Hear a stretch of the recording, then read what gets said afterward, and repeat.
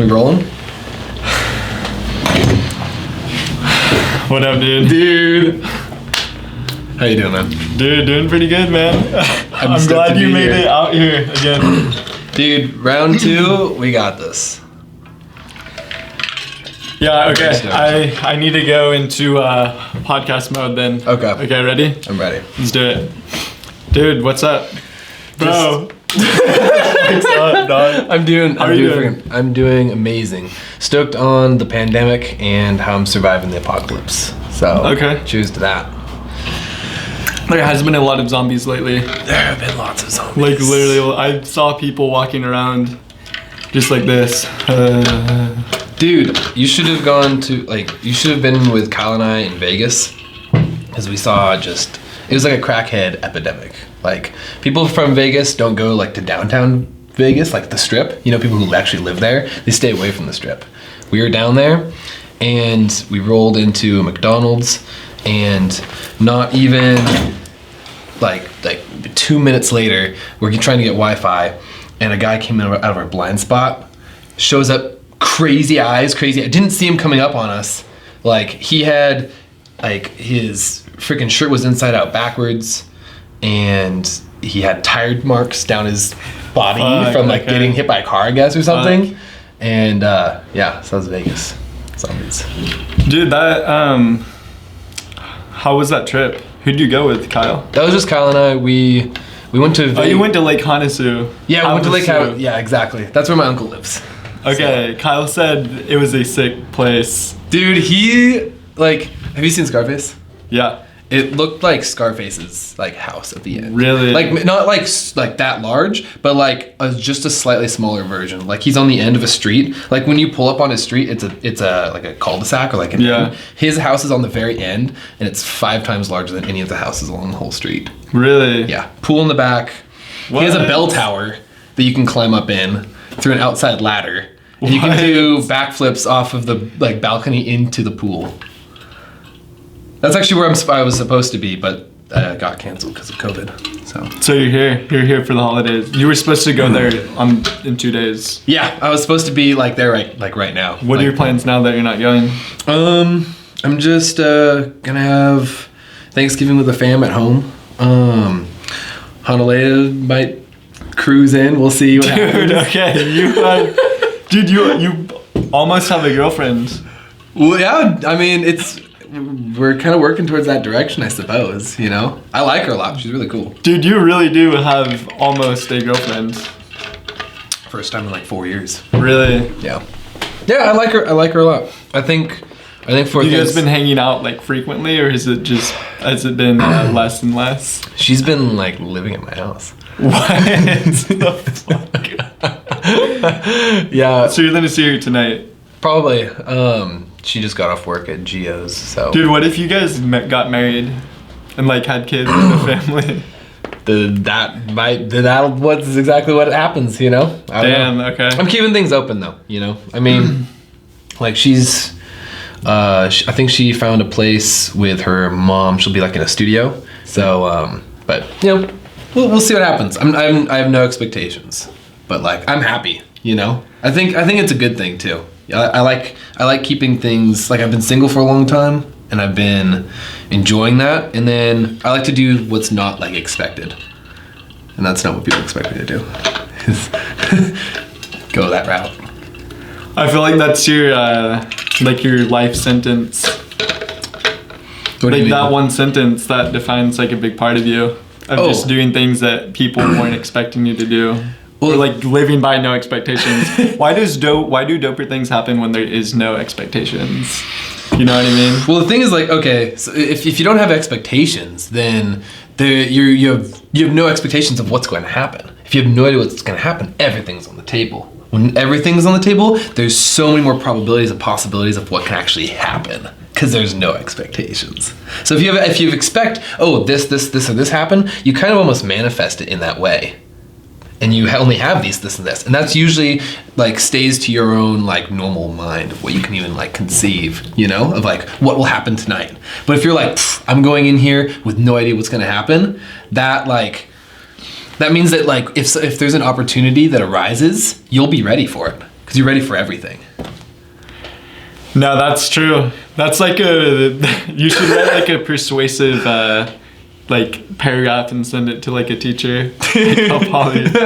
I'm down, honestly. I want to write some more crazy stuff when I go back from my master's degree. Because the thing is, like, I already have my bachelor's degree, so I can teach high school. It's crazy to think, but like, I can teach high school. I'd have to get a teaching credential. That's the only thing. But I have the education level to teach high school, so I can have a career. Like, I can have a career as an educator for high school. But I want to do college, your university, your community college. I want to be a professor. I want to write books. I want to maybe make music. I like to spearfish. For Thanksgiving, I'm planning on spearfishing a leopard shark. We'll see if I get it. I love the idea of like my whole family at the table with just like a long ass shark with like an apple in its mouth. Do you think you would be able to cook it well? I've never shot one before. I know where they are, but like, I mean, you can find everything on YouTube. You know, and we just got a freezer that's like this big. Really? Just got a freezer. Yeah. Okay. Yeah, yesterday. So it's perfect.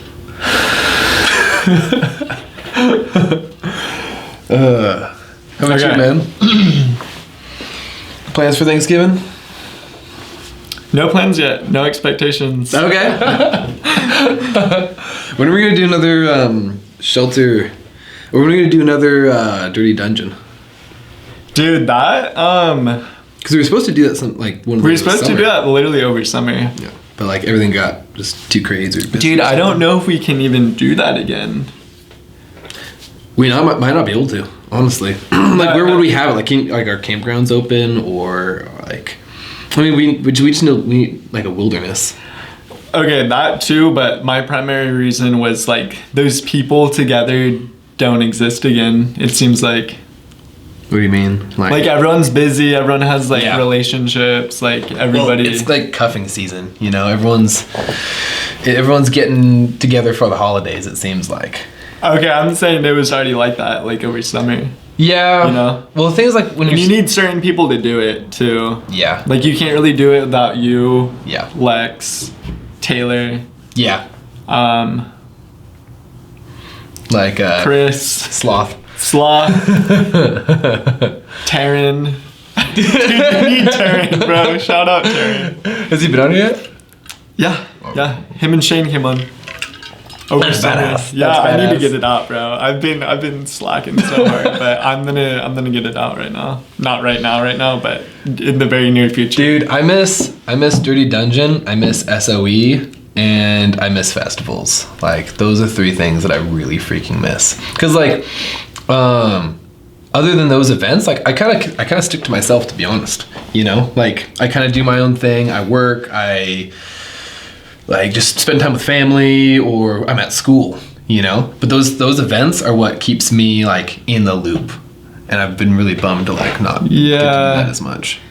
And everybody's seen you a lot less. Yeah, way less. Dude, I feel like I just didn't see you for like months. Yeah.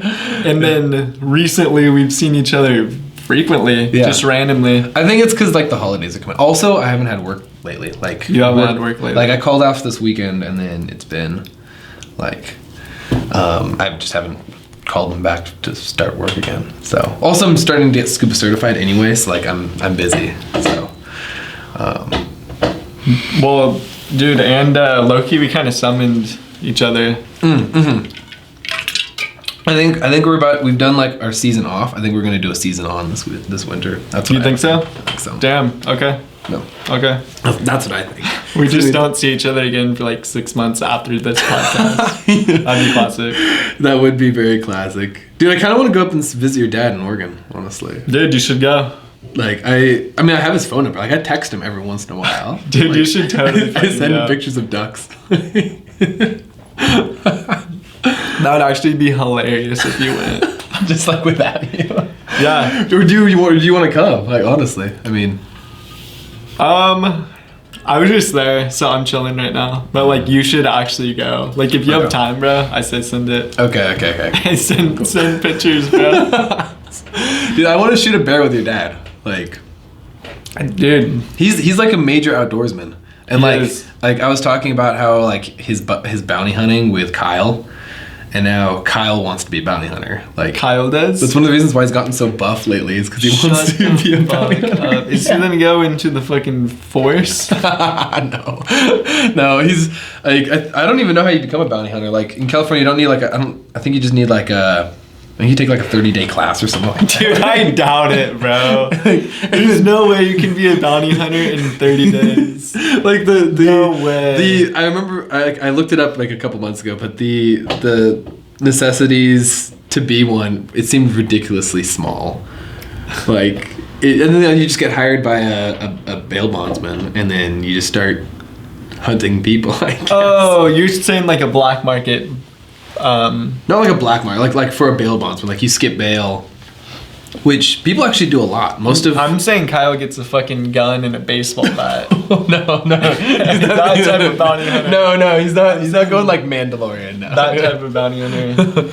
No, Dude, you know where Kyle belongs? Fucking Star Wars universe. Oh, 100%. 100%. He That's does. really his calling. It is. Like wielding like a lightsaber. I think he should be an actor. I think he should be an actor, or like a musician, or like go to Hollywood or something. Dude. Like that. No, he really should. Really should. He 1000% should. I think it'd be good for him too.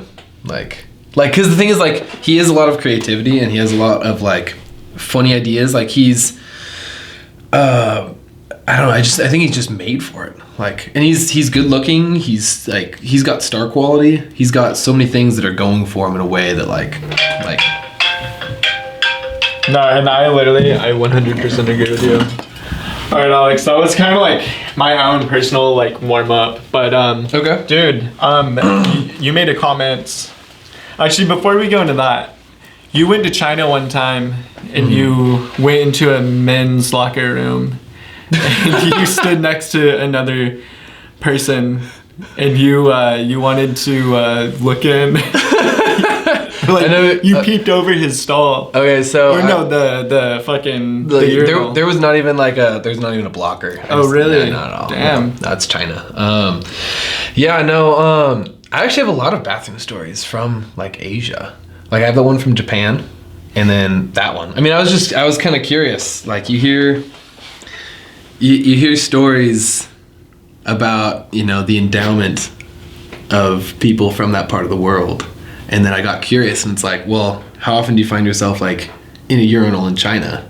It's like, peek over, and as far as I can tell, the legends are true. That's for better or for worse. Damn,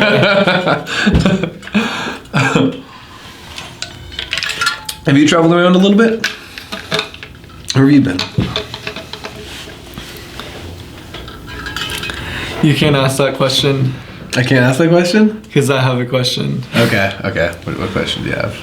Dude, you wanted to come over here, and you were like, yeah, dude, like tonight, like I really want to like share some shit and be a historian. Yeah, I do. I want you to like bust some of those out. Okay, all right. Like, wait, what are you even studying right now? So You study history. I study history. You just That's got a my bachelor's thing. degree. I just got a bachelor's degree. So like what I have been training to do for like the past 5 years is there's primary and secondary sources from the past.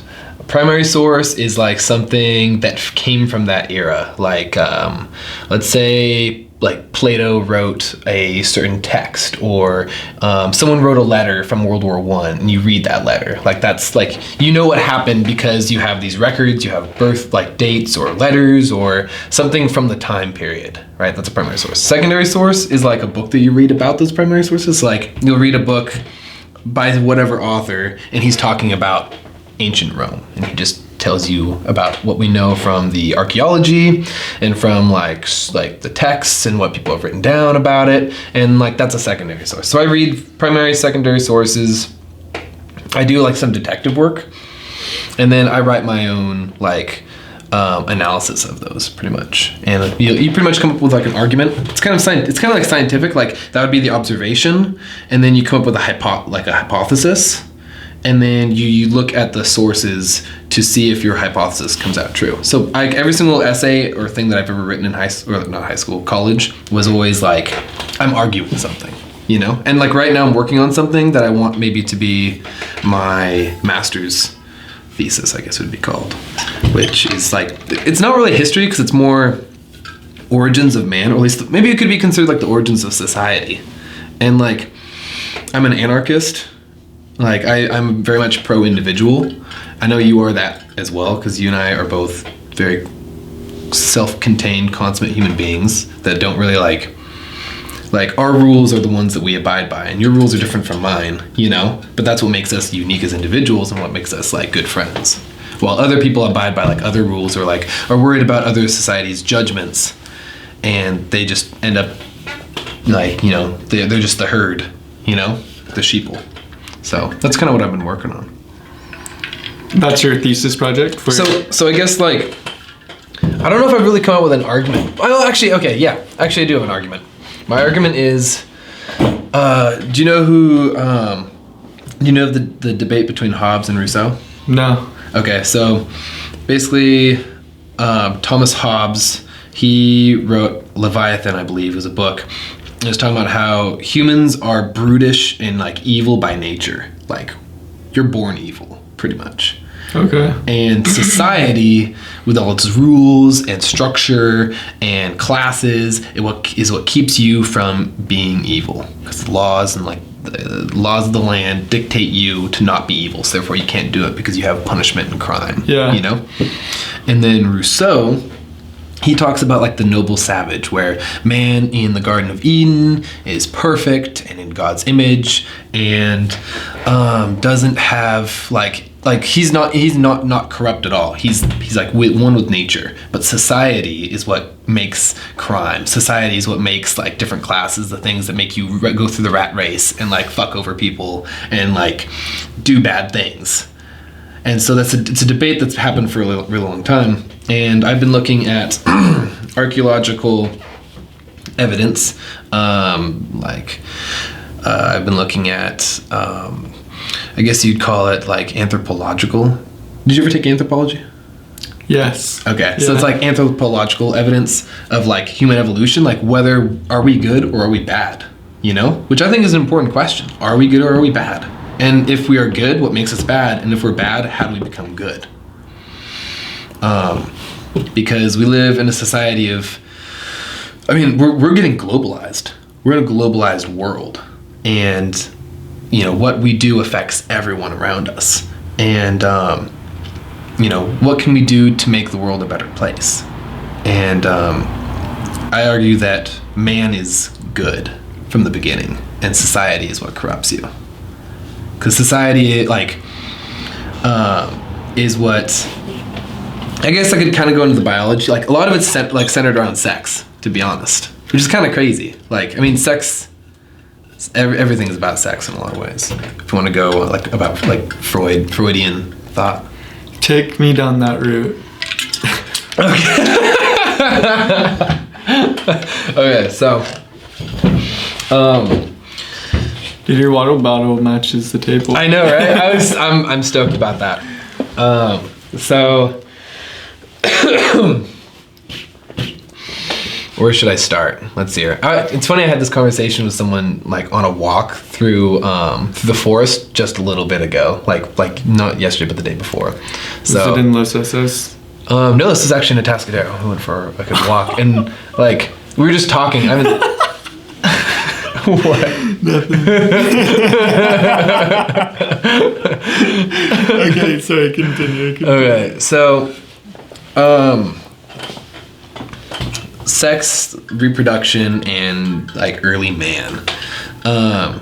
So when you have sex with like when man and women have sex, and it's like there's no. Yeah. I think it's just happened. Okay, I thought I heard somebody screaming. Yeah, I thought I heard that too. Yeah, so. Like, stop! Yeah, that's what I thought. I heard someone getting murdered. Yeah, that's what I thought I heard. But yeah, so basically, okay. I think I'll just start with like physiology, human physiology, like and male appendages, like our phallus. You know, it has a certain shape, right? And it has kind of a head, right? And I remember, like 10 years ago, Lucas Epstein told me that it was used as a shovel to suck out competitors' sperm, right? And I thought, what the heck? That's the craziest thing I've ever heard. Wait, hold on. Say that again. Did you just describe a tool? So, no, I described your penis. So the thing is, your penis has a head on it, Yeah. and it's used to suck out competitors' sperm. So your sperm have a better chance of fertilizing the egg, right? Lucas Epstein told me this 10 years ago. And I was like, yeah, right. That makes, what? That makes no sense. I looked it up. It was true. About 6 months ago, I decided, all of a sudden I remember looking that up, and I was like, okay, was that just some scientific fad? Was that just someone saying this, and then it got big headlines because it was sensational and weird, and no one actually believes that, and it's currently the main theory of why your penis is shaped like that. Now the thing is, what's crazy is that, okay, there's another biological fact. When you have sex, if you use no protection, if you're trying to get pregnant, if you're doing it just for reproductive reasons, it takes optimally 45 minutes for you to fertilize an egg, right? Fertilize the female's egg. Now the thing is that those are two facts. But what's crazy is that if your penis is shaped to shovel sperm, you have to do it within 45 minutes of the last guy for it to be effective. So what I'm arguing is that gangbangs and group sex were not just common, or not just happened. I'm saying common enough to dictate our human evolution, that was the strongest and the fittest for survival. You're saying before we looked like humans, or as humans? I mean, while we're developing, from whatever. Neanderthals were doing this. Yeah, whatever previous species, there was a survival aspect that was playing in part to this. Now the thing is, back then human evolution has been unchanged for the past 250,000 years, right? So all of written history, everything that we know about written, since people have written down stuff and we can record history, that goes back about 5,000 years ago. 5,000 versus 250,000 years. So the thing is, beyond that, the only thing we know about the majority of human existence is completely not written down, and we can only use archaeology and anthropology and looking at what we are and making educated guesses and then testing it against science, I guess, or what we know. So the thing is, I don't think man was supposed to be monogamous at all. I think that there were two groups with two basic jobs. You had hunters and gatherers, which is pretty standard, and people usually make it that men were the hunters, females were the gatherers, but I don't think that was uniform. I think that women could be hunters. In fact, the Greek goddess of the hunt is a female, is a woman, which is pretty interesting. But I think it's just just reasonable. Men are more expendable, so it makes more sense for them to be hunters.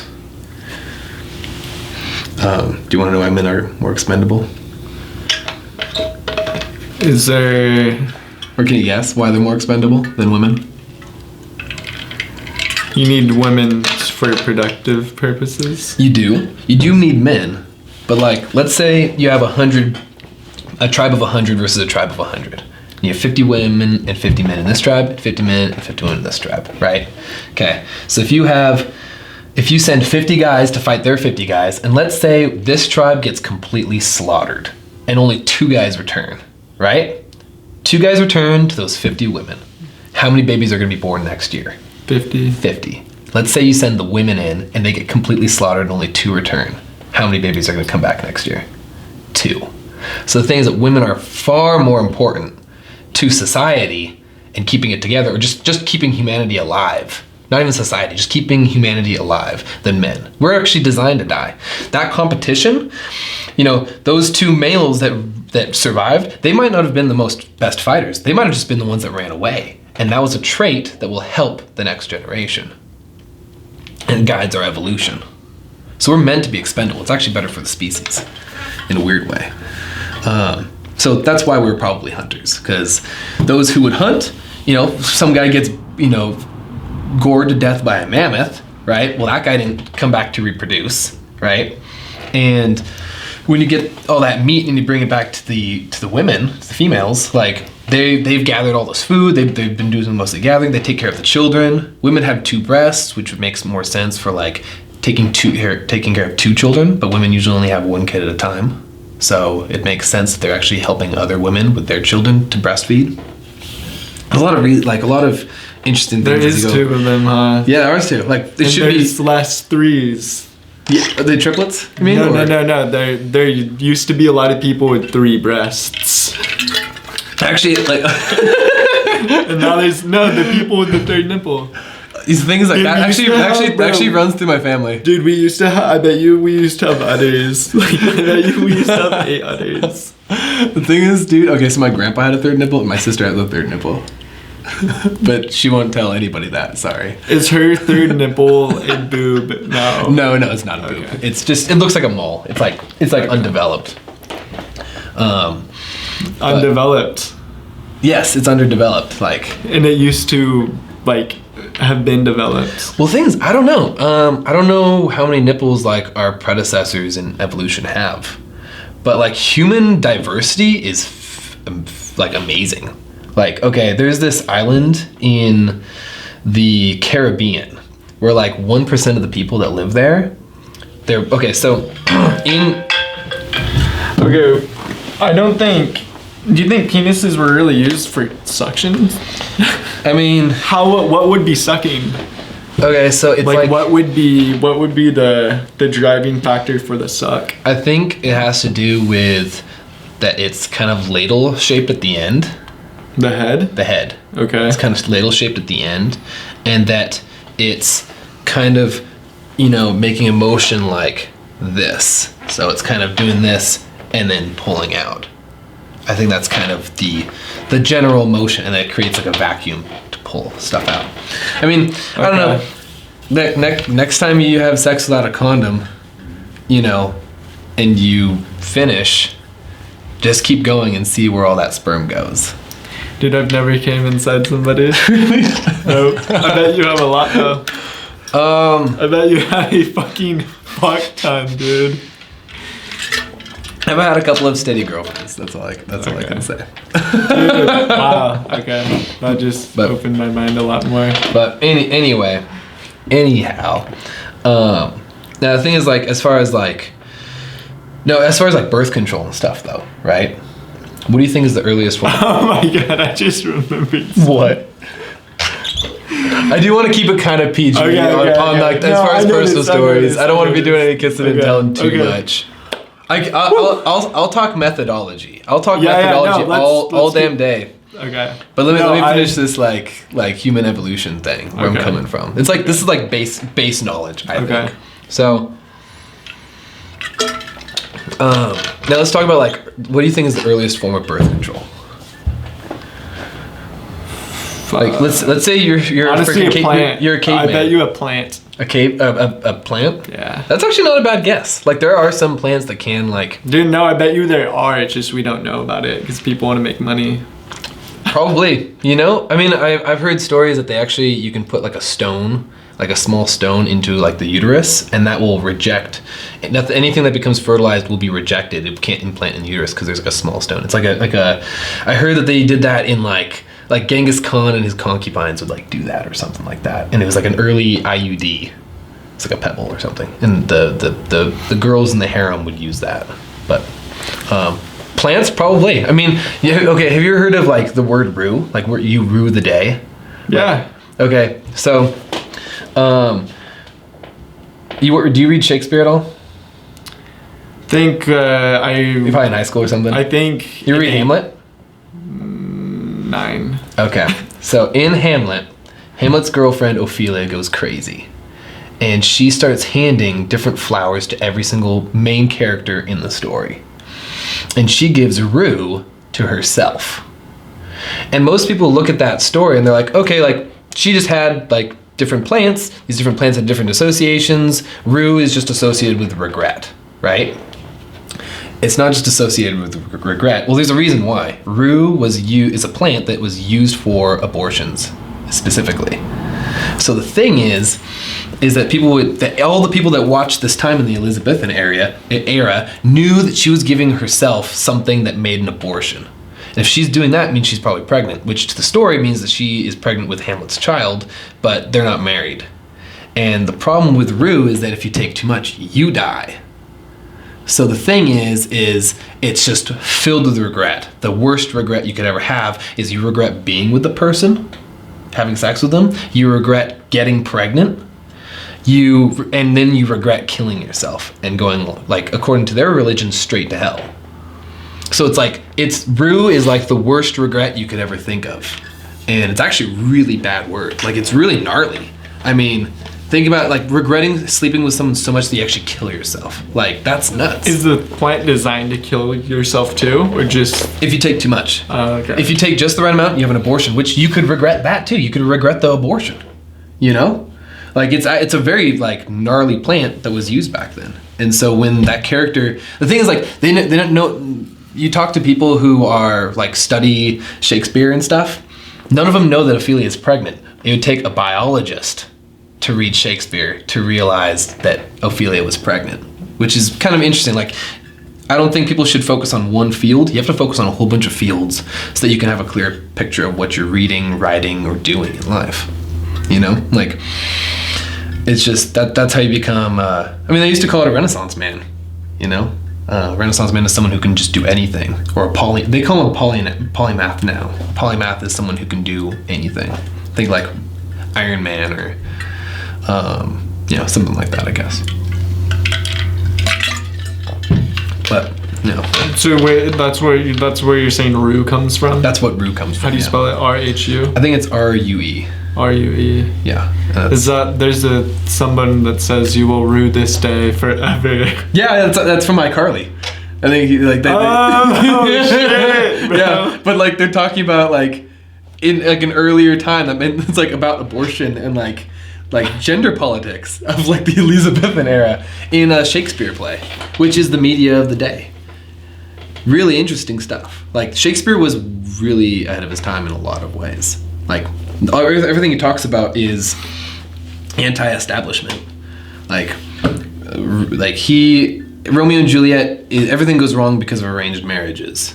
If you read, like, Hamlet can't be with Ophelia because they're from different social classes. He has to marry a princess. She's just a royalty of their own country. Like, or Taming of the Shrew, it's all about how bad arranged marriages are. Like, because that was a thing. Like, you couldn't choose who you loved and stayed with for your entire life. You were in an arranged marriage, and they last longer. Statistically, they do last longer. But I mean, sounds like a bad idea. Super bad idea. That's society run amok, bro. Society run amok. Arranged marriage? Yeah, for sure. Marriage is bad enough. Like, arranged marriage? You don't even get a choice. In the Middle Ages, they used to marry people before they were even teenagers. You believe that having multiple partners in marriage is the better thing to do? Yes. Explain why you have that answer. Okay. So, in my past relationships that were monogamous, it seemed like you couldn't escape jealousy. There was always jealousy in some form. And, you know, because the thing is, what you're doing is you're taking someone and, okay, let's say we're in a relationship, right? Okay. You think people are cute, right? Like, you see a girl or a guy or whatever, whoever, and you think they're cute, and you kind of think, oh, I kind of want to talk to them. I kind of want to do this with them, right? And that's like, I mean, I walk through a grocery store and I see someone like, oh man, that girl's kind of cute, but she's doing something. I'm not going to talk to her, but I think she's cute, but I enjoy the freedom that I could talk to her if I wanted to, you know? Well, the thing is that still happens even if you're in a monogamous relationship, except under no circumstances can you go talk to them and flirt with them. So the thing is, like, you know, you can have a girlfriend, you can have a boyfriend, and they're going around doing their own thing, and they're going to be seeing people that they want to get to know, you know? That's inevitable. But the thing is that they're not doing it because they respect the relationship, which is good, because that's what they communicated. But you can't stop it from happening. And I argue that the more freedom, the better. Because if you truly love somebody, why would you inhibit what they want to get out of life? Yeah, dude, you hit me with that quote one time, like many years ago. Yeah. And I was like, I remember just like saying it a couple times just, like, to random people. And in the back of my head, I was like, dude, I know who told me this. It's true though. No, it is true. Like, I've seen so many marriages, and I mean, yes. Okay, so I've never seen a marriage that I'm like, oh, I wish I was in that relationship. And yes, I know because I'm not the person in the relationship. It works for them. And if it works for them, that's great. But the thing is, the happiest marriage that I've ever seen, the happiest marriage, by far, was an open marriage. And the thing is that they met in college. I think she lost her virginity to him in college. They got married. They had kids. And all of a sudden, they reached 40. They did this for 20 years. They were married for 20 years of their life.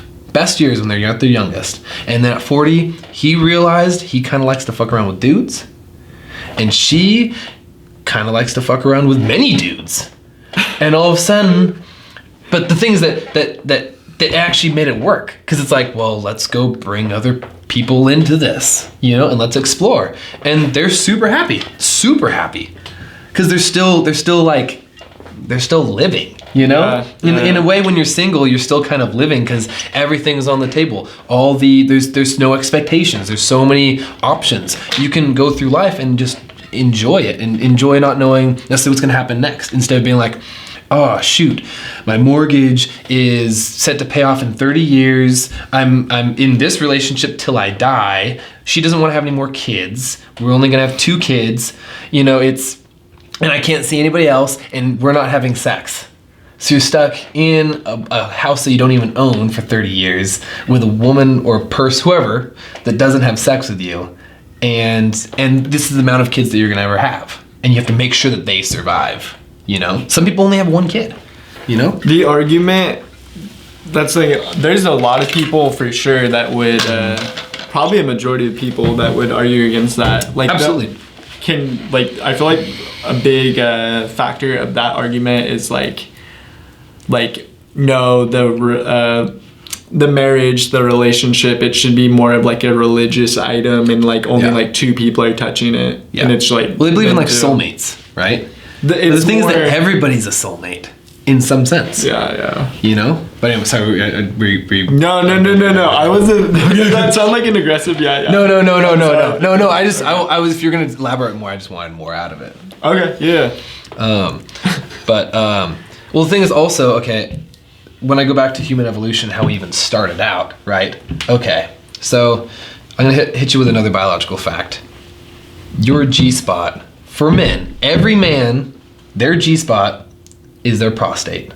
And that is accessed through their rectum. That is a biological fact. Whether anybody likes it or not, that is a biological fact. Now the thing is, why do you think that would evolutionarily be there?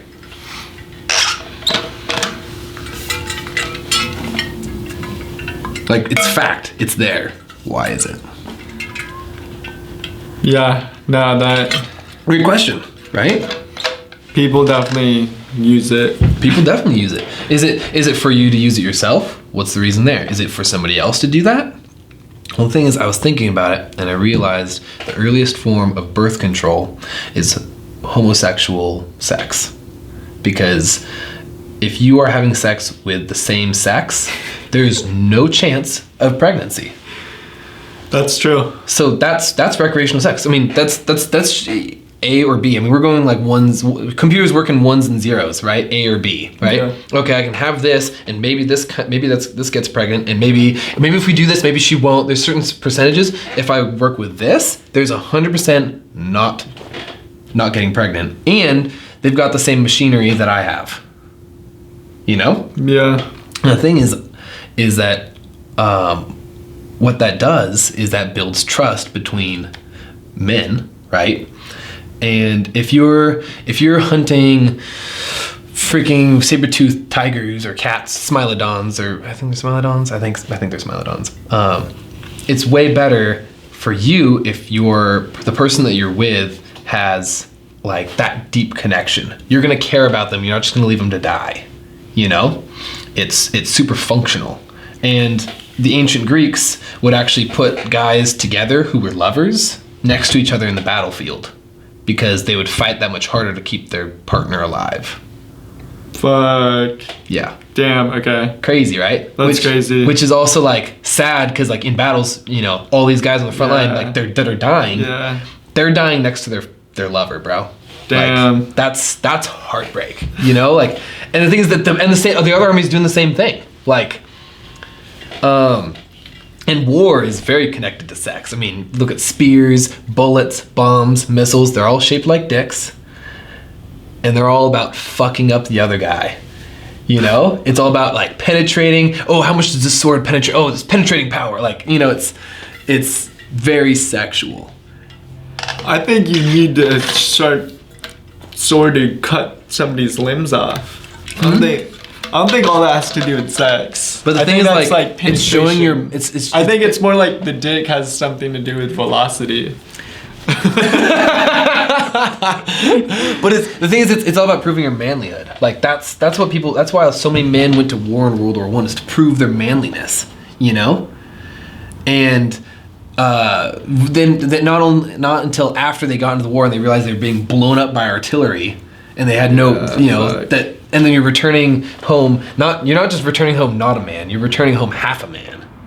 Yeah. And your dick's blown off. Yeah. That's fuck, man. Crazy. You know? That's what war really does. But what was your intention? Your intention was to come back and be the war hero and, you know, have all the girls, right? But I digress though. So I think that's why evolutionary men have their G-spot in their anus, is to keep bonding between men. And also, let's say there's a group of hunters and they meet up with another group of hunters from a different tribe, right? Yeah. Okay, if you're a gay caveman and you see these other guys, you're not thinking, oh, I don't know who these guys are, we're gonna fight. You're thinking, that guy's kind of cute. Oh, he's kind of cute too.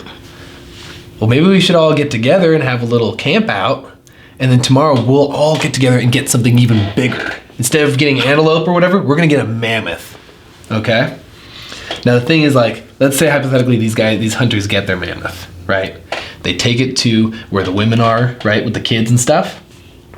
Now women, when they're starving and they're not eating as much or don't have as much nutrition, they're not ovulating.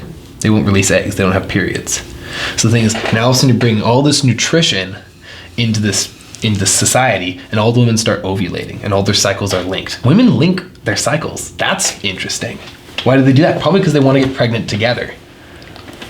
Why are they getting pregnant together? Probably because it's when the men are in town, or like they want to get pregnant together maybe with the same guy. You know? But anyway, so I think that in these cases, all this nutrition getting into the camp, people are having orgies, people are doing all sorts of stuff. And I don't think that man fought other man because there was no reason to.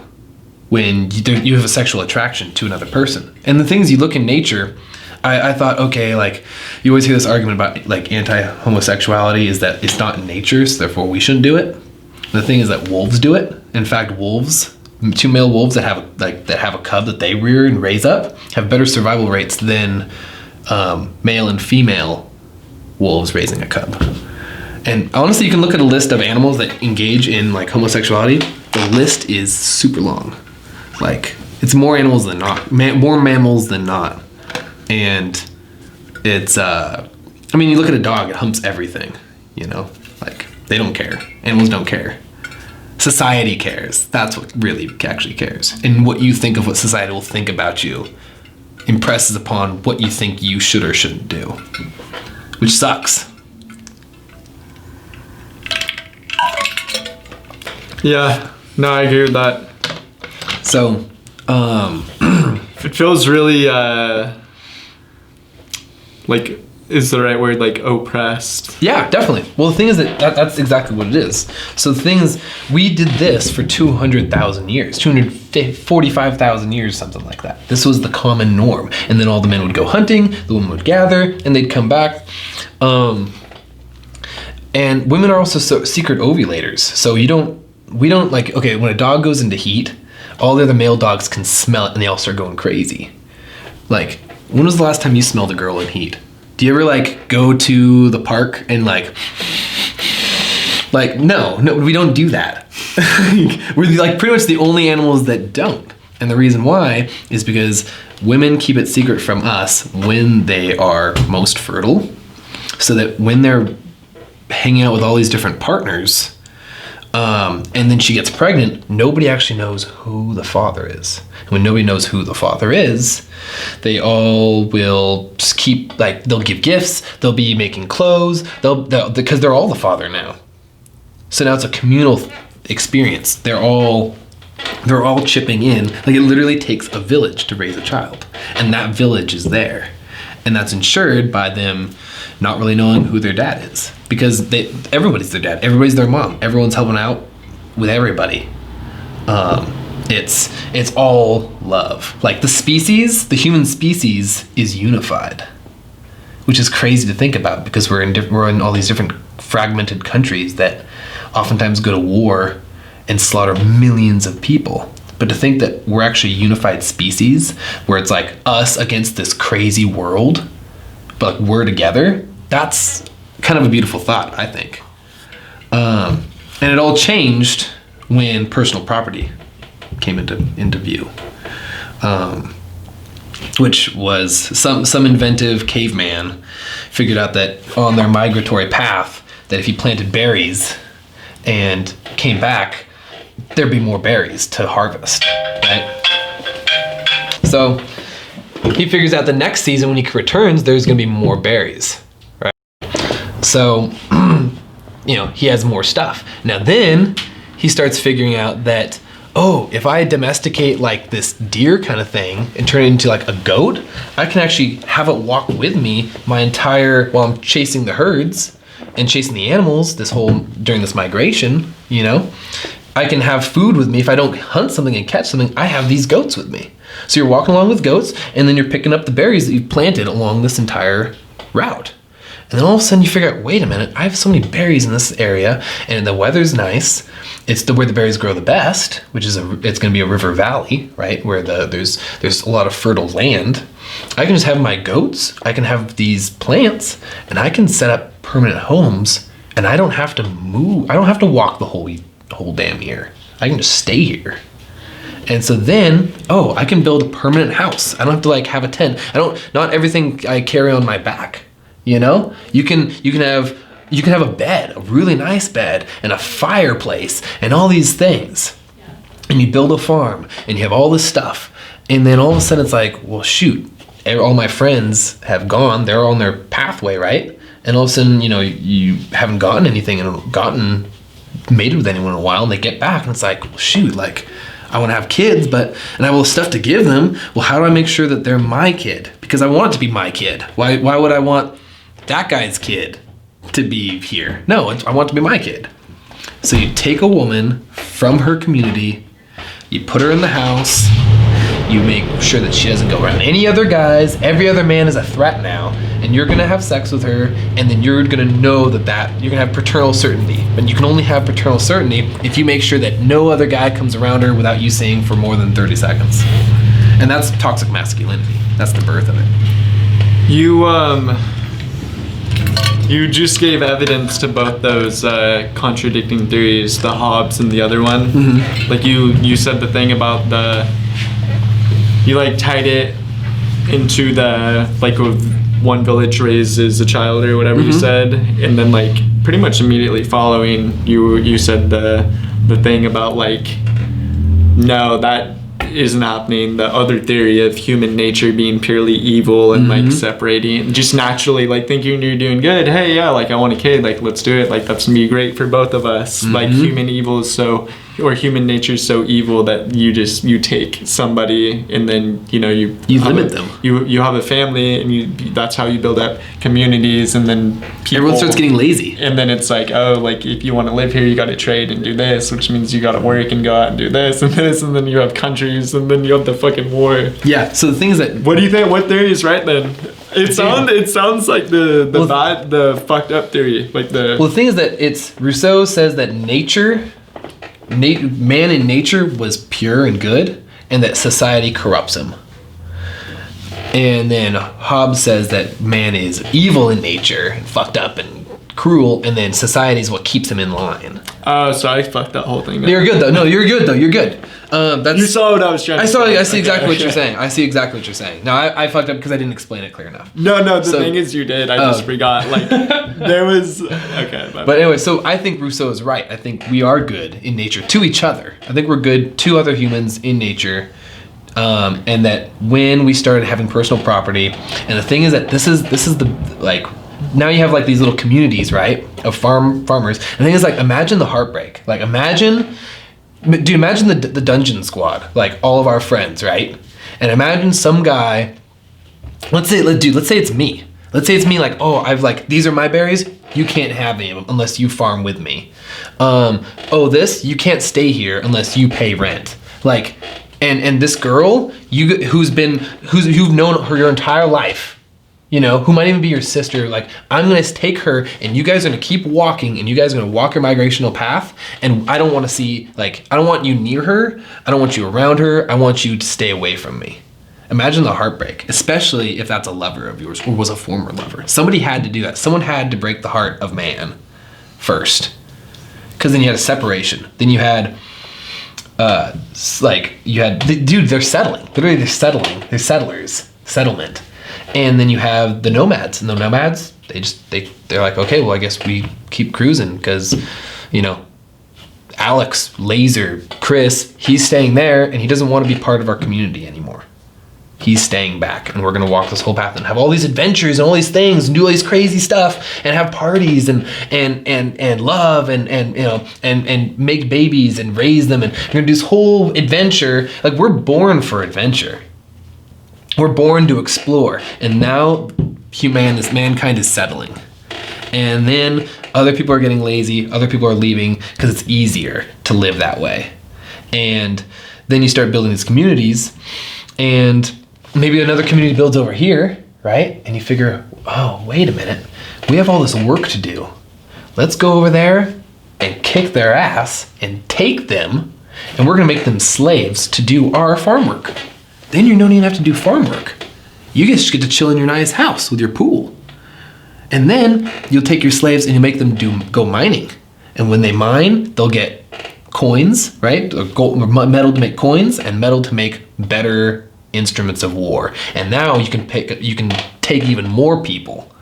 So slavery, war, and technological advancement are all right in with each other. And that's when stuff like that, and then it's just a further development of that into what we are today. Damn, yeah, it really wasn't supposed to be this complicated, huh? It's shitty. It's fucked, man. It's fucked. But you have to pay rent to live. You have to work at Taco Temple to live. If you don't work at Taco Temple, if you don't go to school, if you don't do these things, you don't have the freedom to live. And the thing is that the governments, the corporations, these giant organizations they're not even people that are doing this. It's like even if you worked your way up the ladder to become the CEO, you have to make decisions to stay CEO that keeps the organization running. Like, you can't change the way it's structured, because if you change it at all, it'll be destroyed, which is not your job. But the interests of the company aren't in the interests of the people in a lot of ways. The interest of the government isn't actually it's in interest of self-replicating and sustaining itself. And makes you cushy enough not to question it.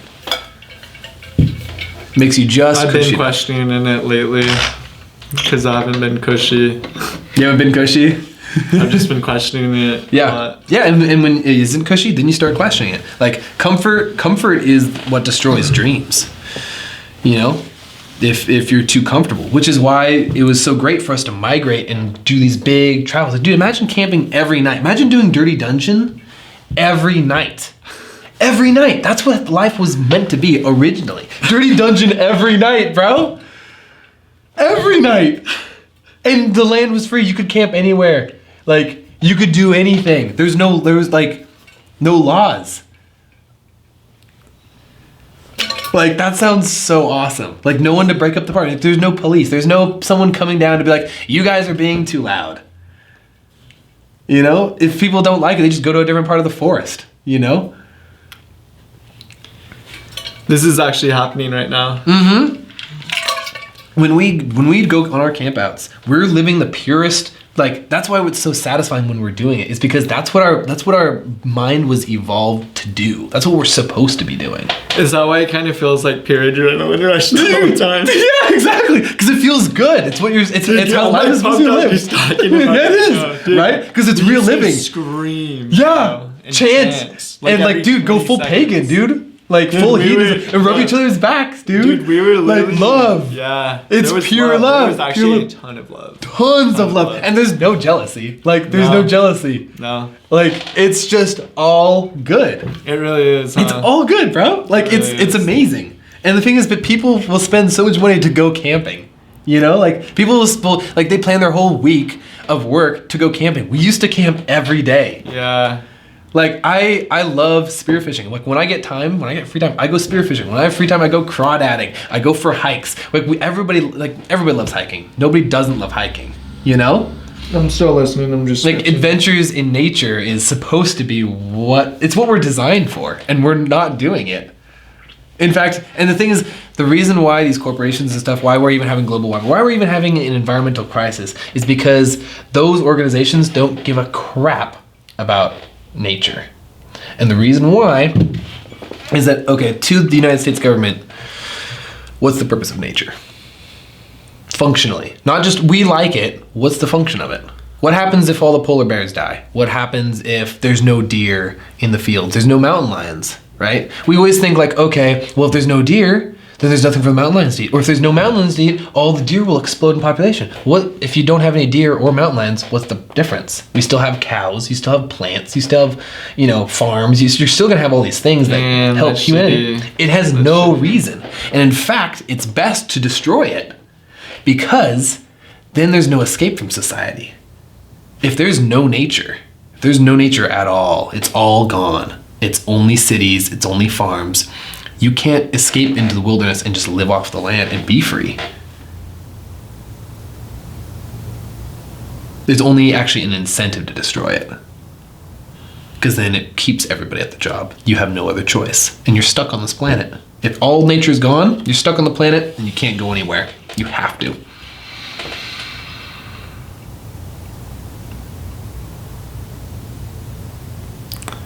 It's fucked up, huh? I just had a really big moment of realization. Realization, yeah.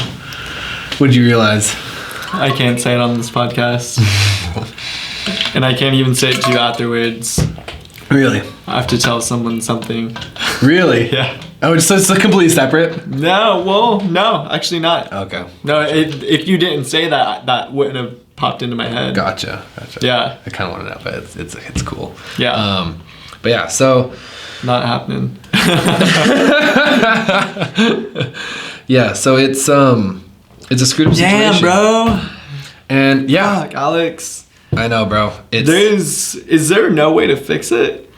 That's the thing is, dude, I've been studying this, I've been reading this, I've been researching, I've been looking at the past. It's already happened. It's already happened. It happened 10,000 years ago. This happened 10,000 years ago. We don't even get a choice. It just happened. Fuck, I was gonna say like the only way it can be fixed, which is crazy to think, is if a pandemic wipes out like 98% of the population. That's the only way it can be fixed. Because then there's not enough manpower to keep it up. The hunger. Yeah. Of just keeping the farms together. Like there's all gonna be, you know, if 98% of the people are gone, you know, you're gonna have 98% more land available to you. You know, like, because it's, who owns it? Nobody owns it. There's no government. There's no... You almost want this to happen. Dude, the thing is, you want this to happen and you want to be one of the remaining 2%. Well, dude, whoever would be the... thing is, if there would be the remaining 2% would be the most fit to survive. Whoever... Like, if they came to me and were like, yo, like, you can't live, but you can pick someone to live. They said that to me. I'd probably pick you just to say. Dude, I'd pick you, bro. Throw it in there. You pick me? Fuck yeah, I'd pick you. Really? Oh, dude. I feel like it'd be a horrible choice. No, you'd be a great, dude, you're a great survivalist. You're adaptable. You have hunting skills. You're super sweet. You're super nice. You're good social skills. You have creative ideas. You're smart. People think that like just because you talk in a very casual manner that you're stupid, but dude, you're really freaking smart, and I know that, you know. Oh, thanks, Alex. Dude, no problem, man. Like, you are smart. You're freaking very smart, and so yeah, I'd definitely pick you. Whoever my closest circle, that's who I'd pick. Like you, me, Sean, Kyle, Joseph. You know. No, I'm saying you get one pick. Yeah, you would. One pick. You would not pick me. You pick Sean. I'd probably pick Sean. Yeah, which is a better choice. That's probably a better choice. I'm surprised you wouldn't pick Sean. He is a little bit older though. The thing is, or should you pick a girl so that you have actually someone to like procreate with? No, you can't live. You don't live. You pick someone else to live. Oh, you pick someone else to live. You're part of the 98%. You're choosing. Oh, choose. Gotcha. Yeah. Oh shit. Okay, that's a different question. Well, I don't know if I'd pick Sean because he's gay. He wants somebody to procreate. He'd be a good. Although he does swing both ways. He does swing both ways. Like sometimes. I was gonna say he'd be a great fucking leader. He would be a great leader. Yeah. Amazing leader. Yeah. I think. Dude, okay, unless Sean deep down is like some power hungry. Dude, Sean could be the devil for all we know. No, literally for all. I hope not. I doubt it. I doubt it. I know he's not. You know. And you can be his fucking devil child. His demon. Yeah, that's the word I was looking for. But yeah, so the thing is, like, I've researched and read, and like I understand what the problem is, but what is the solution? I mean, the thing is, like, you go, is it AI? Is AI the solution, or is AI just going to be something that is another part of the system that we can't control? That's just going to make it more efficient to destroy the environment and just like. Well, AI is already killing us. No, it literally is killing us. How so? You look at a screen all day. Oh yeah, dude, it's occupying all your time. You have no time. You have no time to do shit. You literally need technology for like the work you do. Like you don't have work. We're slaves to building it. Yeah. Like, we just put more information. It's replacing so many jobs, and like it's becoming this huge part of like tracking humans and like, okay, fucking. It doesn't have to destroy us. It just can use us. Dude, I swear it's using my fucking ideas. Really? And I won't do the mental in my head stretch yet until some other crazy shit happens. But I was talking to Vince like a month and a half ago. Yeah. I don't know. And I was like, hey Vince, like, no, it'd be super dope. We're going to the gym, I want to say.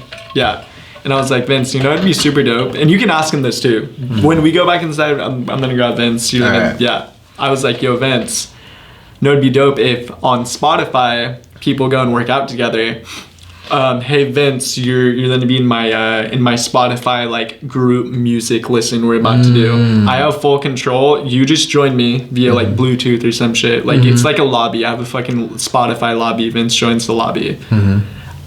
I can also make Vince co-host. So I control all the music. Is this an idea or is this what actually happened? I'm getting there. Okay.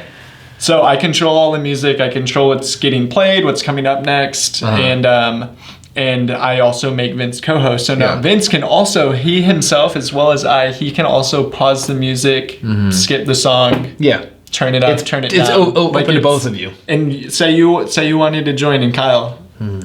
Maybe we give you guys a co-host as well. Maybe we know you guys are going to play some music we want to hear right now. So you guys are just going to stay members of the lobby and listen to what we're listening to. You have a dope song to show me? Okay, you're a fucking request. Co-host. It's like a request or something. Not even a request. They just tap your name and highlight it or whatever. Yeah. There's a a toggle button next to your name. You just click it. It goes, boom. You have full access. Super simple.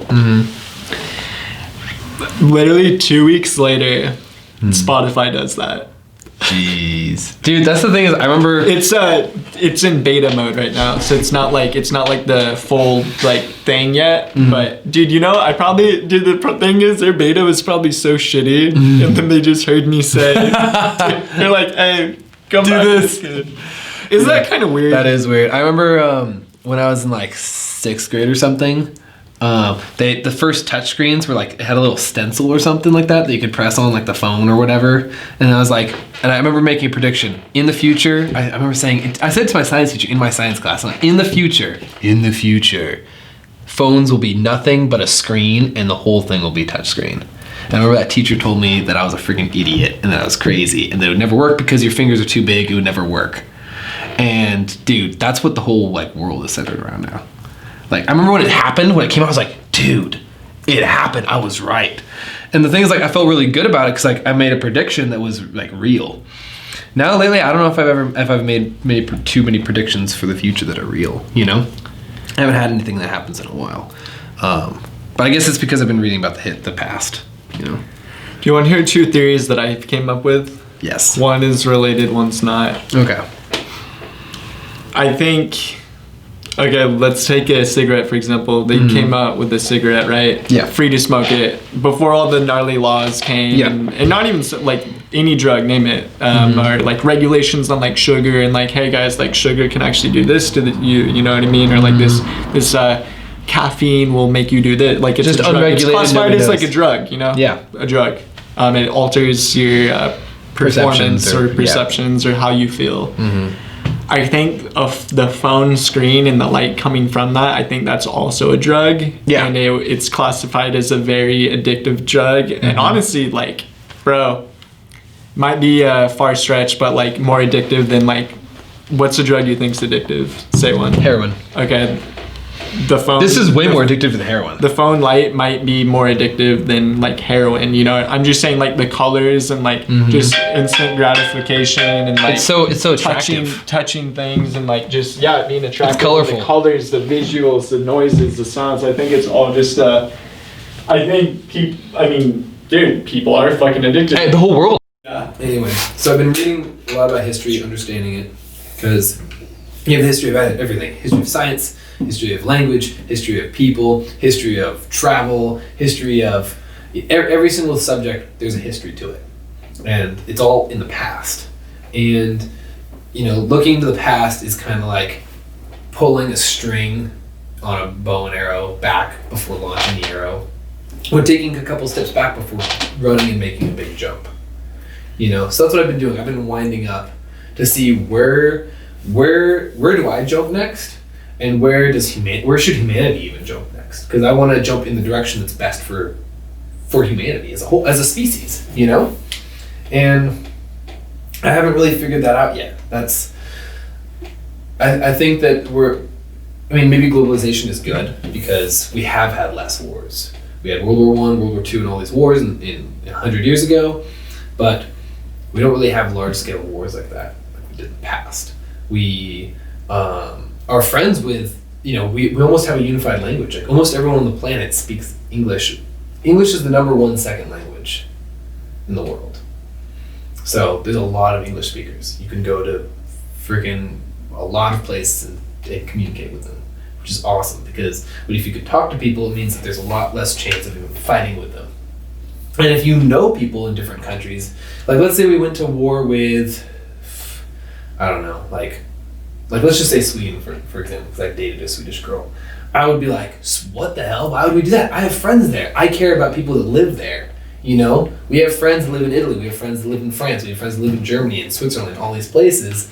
I don't want to go to or Japan, China. I have friends I met cool people in China that I'm friends with. It's like, I don't want to go to war with them. I don't dislike them.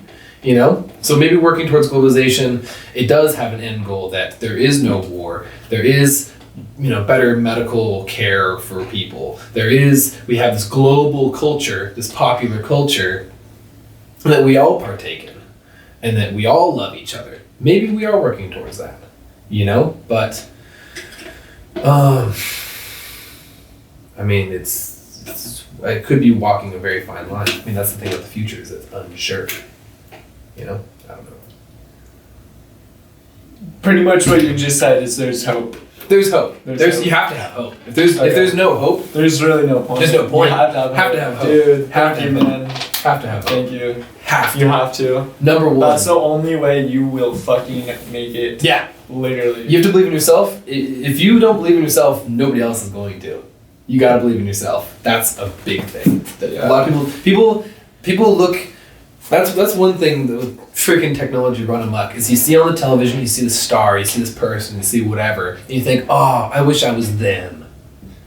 Worst thing ever. Don't ever think, oh, I wish I was them. Think, oh, wow, they really entertain me really well. Awesome. I'm gonna go live my life now. Yeah. You know, the whole worship of other people is really bad idea, because then you're gonna feel insecure about yourself. You know, look at us, like, you know, we're dressed differently, different colors. Like, I don't want to be you don't want to be me. I want you to be everything that you are. You want the same for me, and that's awesome. And neither of us is trying to tear the other one down. We're building each other up.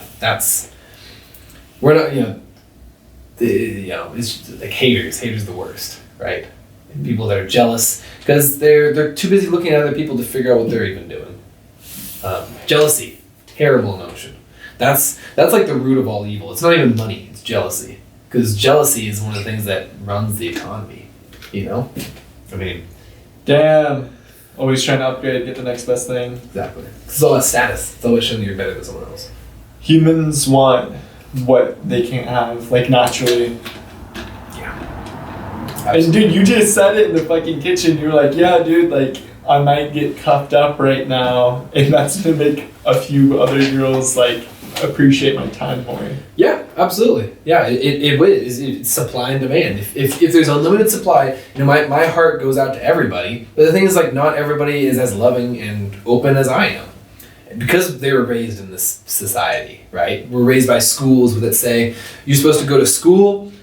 Can you believe this, dude? We live in a society where just to survive in it, you have to go to school for fucking 12 years. Just to survive. Like, people are born in nature, and you're just like, you know, you're taught the plants and stuff like that, and you're taught how to hunt, and that's it. Like, you're good now. You know, now you're a man. You can hunt and you can gather food by yourself. You know, but we have to go to school for 12 years to figure out how all of this even works. How a camera works, how this works, how all these things work, how to drive a car, how all these infinitely faceted, you know, every day is different. Monday is different from Saturday. You know, those 2 days are different. In man's original nature, every day is the same. I mean, there's seasons, I guess. You know, you have to follow them. You know, but it's pretty basic. You know, you eat what tastes good, and you go by instinct practically. But you go to school for 12 years, and then you get a job and you work 30 years. And by the time you're even like, oh wow, I'm free, I can do whatever I want, it's like, oh shit, like my body doesn't work anymore. And the time that I spent with my kids, I never got a chance. I don't know who they are. They don't even know who they are. And I have grandkids, and I don't know who my kids are, and my kids don't know who their kids are. I don't even know who these people are. You know? And people get in divorces and they hate each other, and families split up. And it's and everyone's resentful, and if you have a kid with multiple people, it's the kid is seen as less than, or like people have a name for it. It's like bastards. If you have a kid with someone that you're not married to, it's a bastard. You know, they were shunned in society, like lepers or diseased people. Which is actually, fun fact, bastards, because they were outside of the normal social structure, they actually could climb better than other people, because they at least they had a chance of it. Because if you're, let's say we're brothers or something like that, right? We have the same dad, and you're the legitimate son, and I'm the non-legitimate son. Okay, you're gonna inherit dad's farm, and you're gonna be a farmer, and then your kids are gonna inherit that farm, and they're gonna be farmers, and you're gonna be a farmer. Me? Oh shit, I'm a bastard. I'm kicked out of the social, nobody knows who I am, nobody likes me, I'm son of nobody, because, I might not even be his son, right? Because they're not married. It's not structured that is the child of that. My paternal lineage is in doubt. So I don't inherit jack shit. So I have to make my own career. I have to find something that works for me.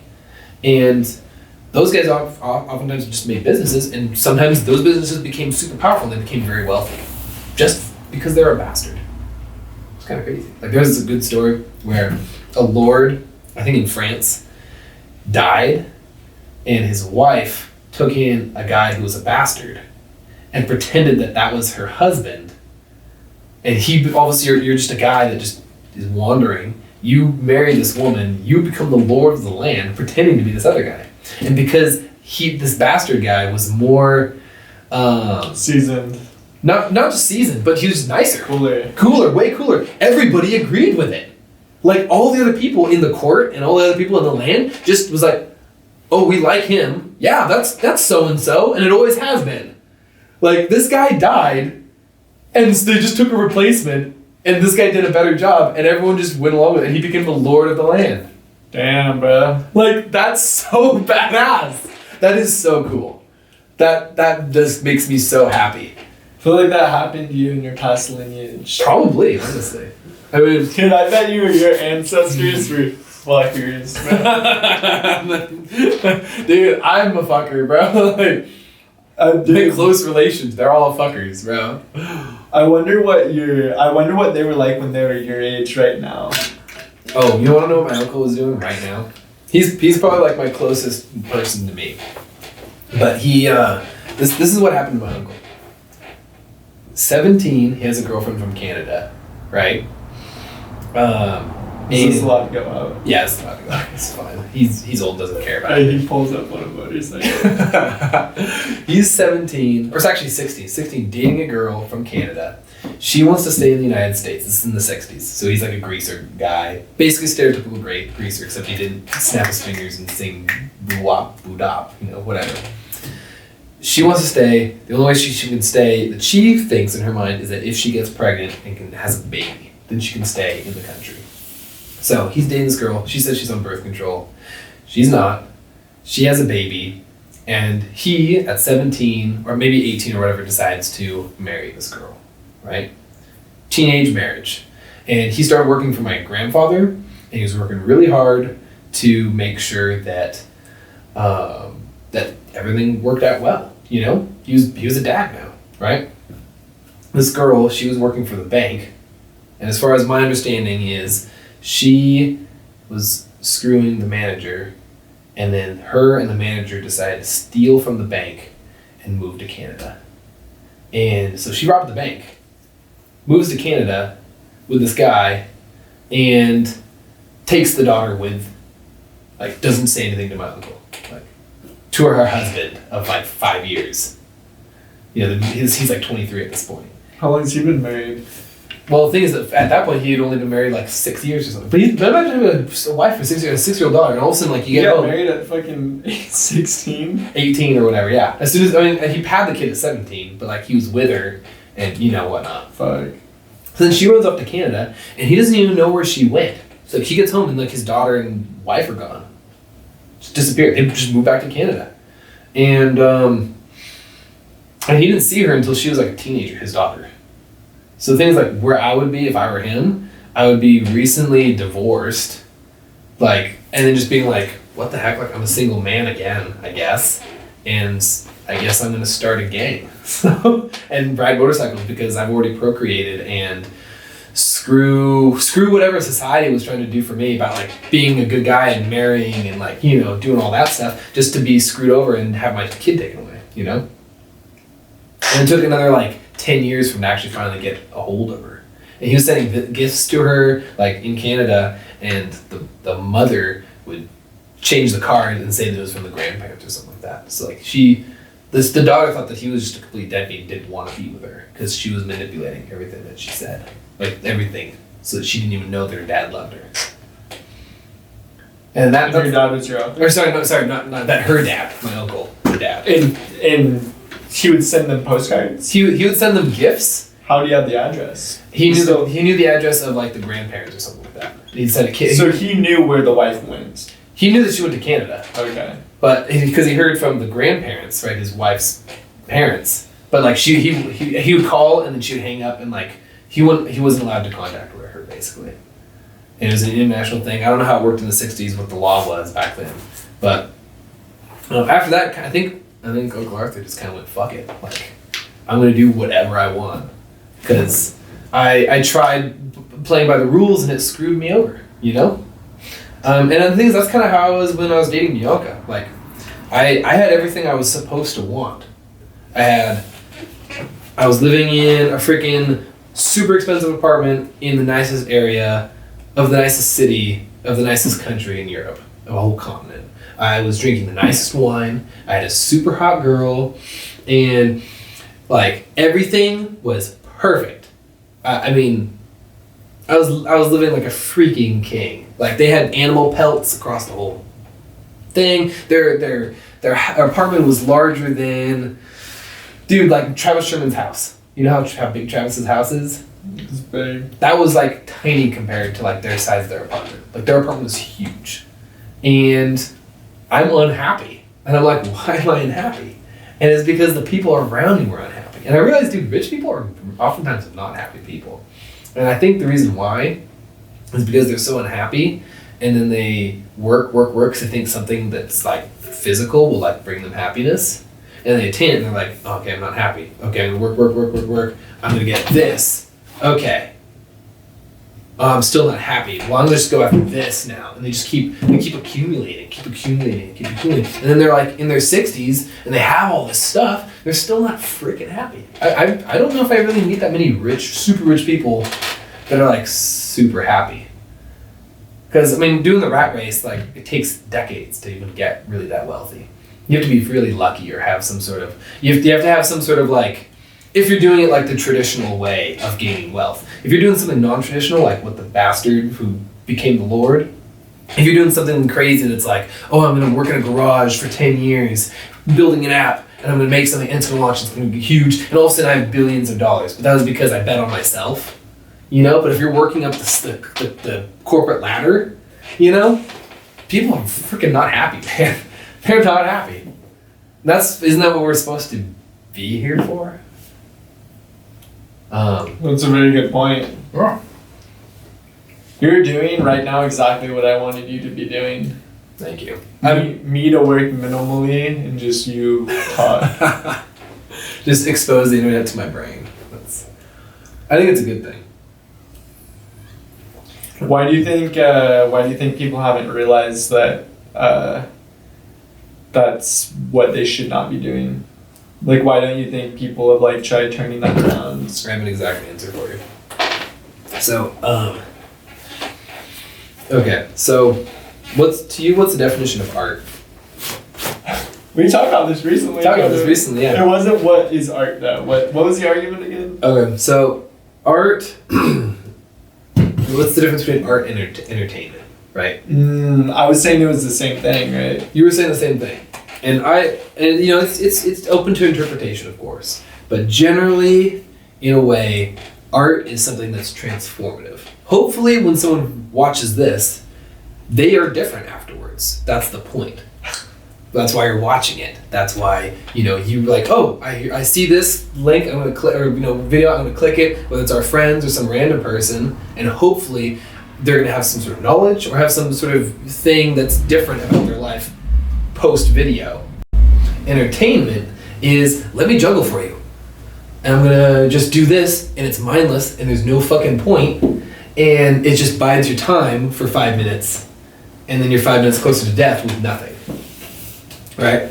So entertainment, that's entertainment. It's just entertaining you to pass the time. Why are you passing the time? Just so you're not bored while you're waiting to die. Now the thing is that there's another type of manipulation of symbols, imagery, and stuff that I call art also, I think it's synonymous with magic. Like when we're in the dungeon, when we're in camping and stuff, like magic is happening. Art is happening. Everyone's changing and forming and growing, and it's a beautiful thing, right? Okay, so that's magic. You're making the magic, baby. It's good. Art is magic, right? People think magic doesn't exist. That's not true. Fuck those people. So, but there's another thing, is that you can use magic or art or whatever to transform. You're not transforming the person's consciousness into something that's good. You're transforming it into something that you want, right? And it's manipulation, and that's what advertisers do. Advertisers say, "Oh, but if you want to be a good husband, if you want to propose to a girl, right? Marriage. If you want to propose to a girl and have her say yes, you have to save up whatever your wage is for a whole month, and then buy that ring with whatever that wage is. That's a real thing. It's a real thing. That's what people more think. than a month too. Huh? Probably more than a month. Because you want the best ring because she's the best girl, right? Okay. Well, like, 1, why get married? 2, why do you have to have a ring, this binding thing that's made out of something that's gold, that's non-tarnishable, that's forever, that binds you, and it's a ring that circles infinity. That's another thing that me and you both agree on was the, like, not just like marriage, like, as in that being a thing, but we literally were talking about the wedding and the ring and like spending so much money on that. But let's bring that up in a second. Okay. I totally had. I wanted to I wanted to interrupt, and like say something. You'll come to okay. So then, like, the things that they used to have is just the ring was just on a woman, because she was the property. It wasn't the man. It was him having ownership over her, which is fucked crazy. And then advertisers decided for these ring companies, jewelry companies, whatever. Wait a minute, we can sell twice as many rings if we make men wear them too. And then let's have an engagement ring. Now the woman's gonna have an engagement ring and a wedding ring. Now we're selling 3 times as much. So that's advertising. They're selling you that you're not good enough, and that's why you have to buy the product. And they're actually convincing enough to do it. So that's why everyone feels it's just advertising. Advertising is is one of the banes of society, because it keeps on telling you that you're not good enough without this thing, without this automatic ass scratcher, or this freaking remember those like blankets with like arms? Dude, infomercials, bro. Like, I hate infomercials. It's always, or do you like spill water like this? Get this freaking, thing that goes on your lap and you plop. Get this hat with things on the sides. And only 10 easy payments of $19.99. Each one of those things being an hour of your life. An argument is, I think I said that thing about the ring and shit, because it happened recently when Joseph got like engaged. Yeah. Or he has a cool ring though. I do approve of his ring. It was probably longer ago, because I know Joseph's like super big on like marriage and shit, and then his argument to what pretty much exactly what you just said was tradition. Yeah, but I feel like tradition's part of the illusion. 100%. Because the thing is, okay, what's actually traditional? It's what I was describing as pre-societal. The village. That's tradition. Tradition is this woman can do whatever she wants. If she chooses to be with you and you guys have a kid, maybe it's yours, maybe it's not, but you're going to love the kid and you're going to love her anyway. And you're going to love the guy. You're going to love, everybody loves everybody because you're all on the same side. Because you're going to go, you're more, this is your hunting buddy. You guys are trading blowjobs and hanging out and going out and hunting stuff, and then you're hanging out with her. That's tradition. And the thing is that people have hated gays. People have hated anyone that's outside of that, because that's what erodes society. That's what erodes those things. Oh, my son's gay? You mean he's not going to get married? He's not going to have a family? He's not going to have more property? He's not going to build? He's not going to do this, and this? Because you can't do those things if you're gay. Therefore, you're a threat to society. And we're going to... Dude, they used to, like, execute people for being homosexual. Like, that's crazy. That's and they used to, like women, independent women, they were called witches, and they were freaking burnt at the stake. Like, literally tied to a pole and burnt. Dude, you know how that happened back then? What you just said. Witch hunts? Witch hunts, or people dying for being Stupid independent reasons. or being homosexual. Yeah. That happened because they knew eventually, like, it would work if you just kept doing that, which it did. Like, the bad people won. Yeah. In a lot of ways, the bad people did win those battles. Thankfully, though, you can be gay and not get burnt at the stake or whatever. Which, burned at the stake is so screwed up, because I had a realization. People back then believed in hell. I mean, still people today believe in hell. Crazy. But you create your own hell. Could be real, bro. It could be real right now. Okay. I like how you brushed it off like that. You like that idea? No, I don't like You don't like how I brushed it off? I'm not, like, religious, but, dude, it's for sure a possibility. It's a possibility. Dude, okay. How the fuck are we here right now? I mean, You're going theological. So, now the thing is, okay, if we're going scientific, right? If we're going scientific, science starts with the observation, and then it goes into hypothesis, and then it goes into tests with a control, and then a collection of data, and then a conclusion, right? So the thing is that to even talk about God, talk about hell, talk about all these things, first of all, you have to have the observation. Have you ever observed hell? No. Have you ever observed God? No. Have you observed heaven? Nope. Angels? Nope. Then unless we're observing it right now. Unless we're observing it right now. We don't know. That's the thing. Is that me? I'm in heaven right now. This to me is heaven. I think through good decisions you create your heaven. Through bad decisions you create your own hell. I think that's 100% true. And because if you're making cruddy decisions, you're gonna hate your life. People. I mean, if you choose the wrong, let's just go with society. Choose the wrong girl to marry. Do the wrong career. Do all these things that make you unhappy. You're gonna be living in your own personal hell. I think that's very real, but we don't know. We can only be present in the moment and decide what's around us, like at the moment. And what do I know? I mean, I know I'm talking to you. I know I've got some, I think, apple juice, and I'm having a freaking ball right now. And I hope our friends watch this because I think this is really funny. That'd be funny if someone watched this start to finish. Do you think people do that? I don't know.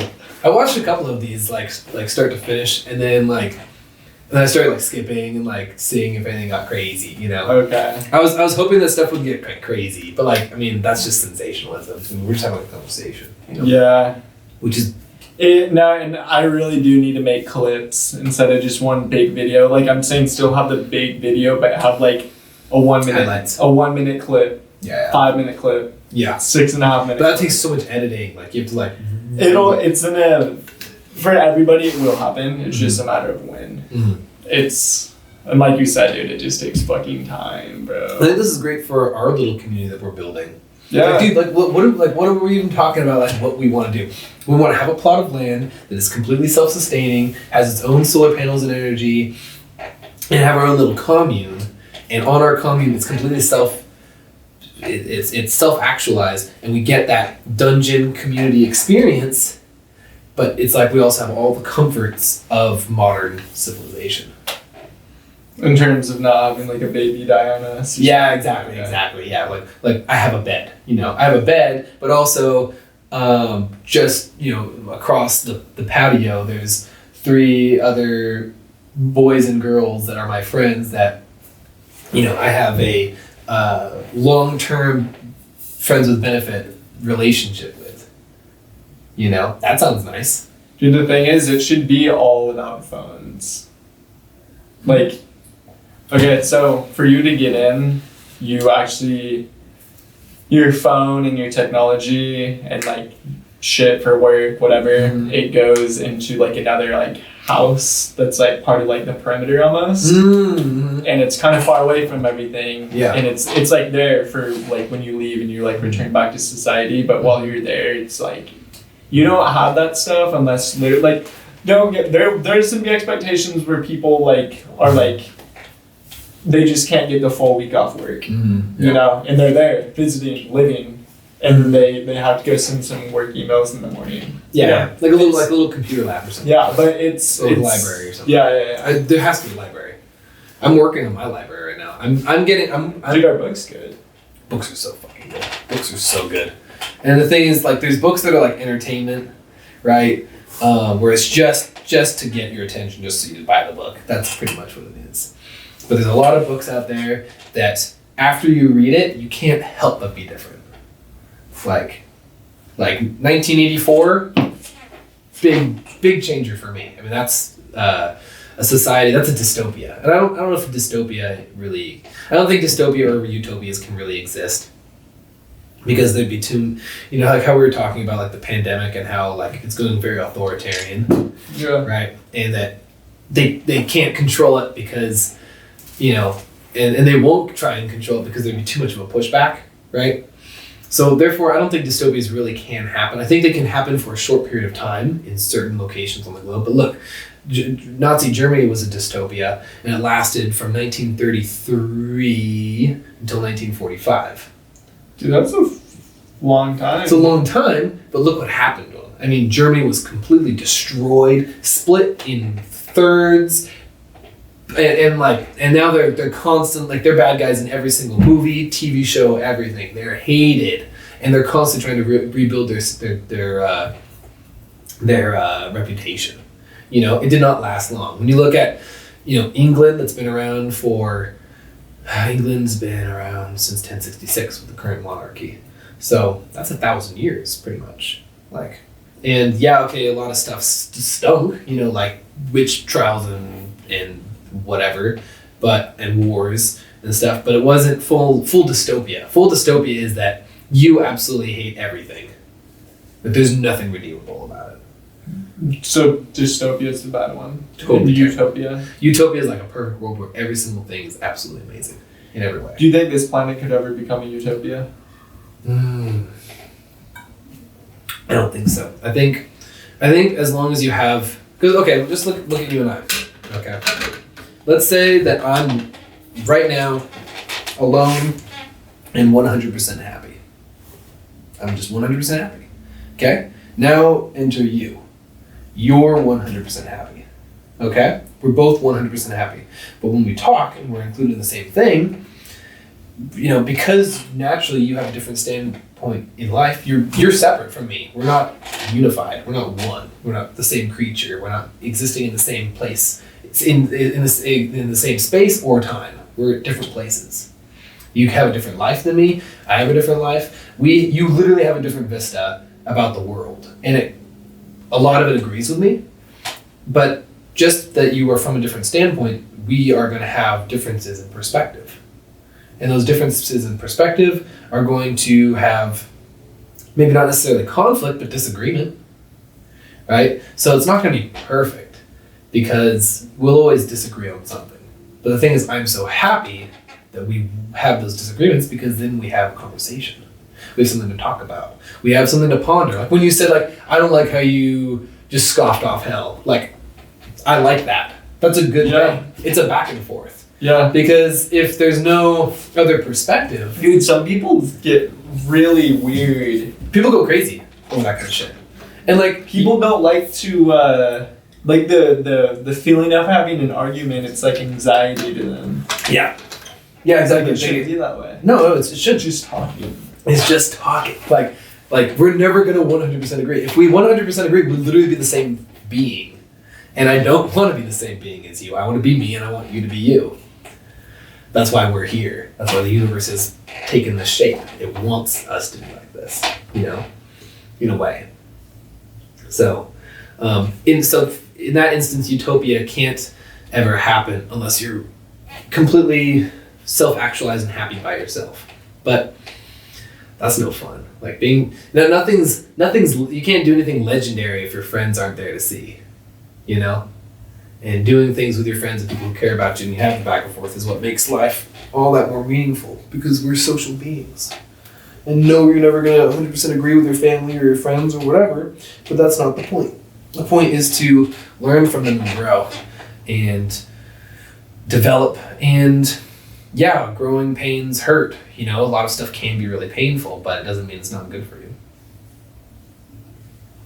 Even if you're just someone that you trust and someone you really like, and then realizing, oh man, that person sucks, I'm not going to spend any more time with them. That sucks, but it's better than never knowing, you know?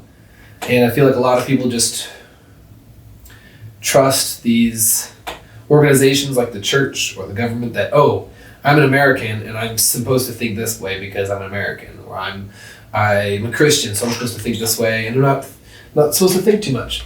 At Ryan Kitzman's wedding, I talked to a girl until like 5 a.m. about religion. And I was talking to her and I was just being 100% rational. And I was kind of like, channeling the universe. And we were in a dark room because like everyone was going to sleep, so we couldn't have lights on. So we were just talking in the dark. So I couldn't even see her and she couldn't see me. We were both just voices in the darkness talking to each other. And I felt like I was a manifestation of the universe to talk to her and try and like inspire growth, because she was so stunted in her Christian beliefs. And I finally got her in a place where she could come to accept, and she did accept it.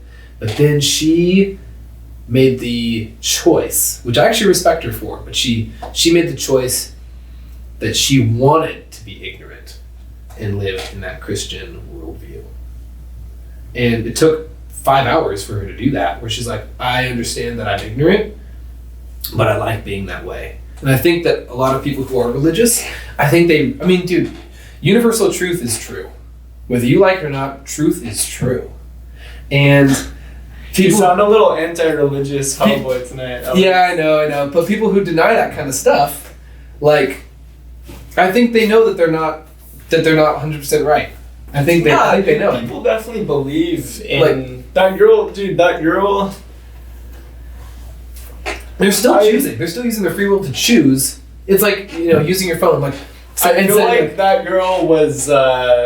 I feel like you were like seducing her in the dark, and she just fucking said "fuck it" and threw in the towel. Not really. Okay, you were there. It was. So there's a lot of people that like strongly believe, man. You know what I mean? I don't think they're being ignorant for doing it. I don't think they're being ignorant. I think that they actually it's like saying, oh man, phones are so addictive. Oh wait, I just got a text. You know what I mean? Yeah. It's like, it's addictive, but you're still doing it. You're still conscious and aware of it, but you're still doing it.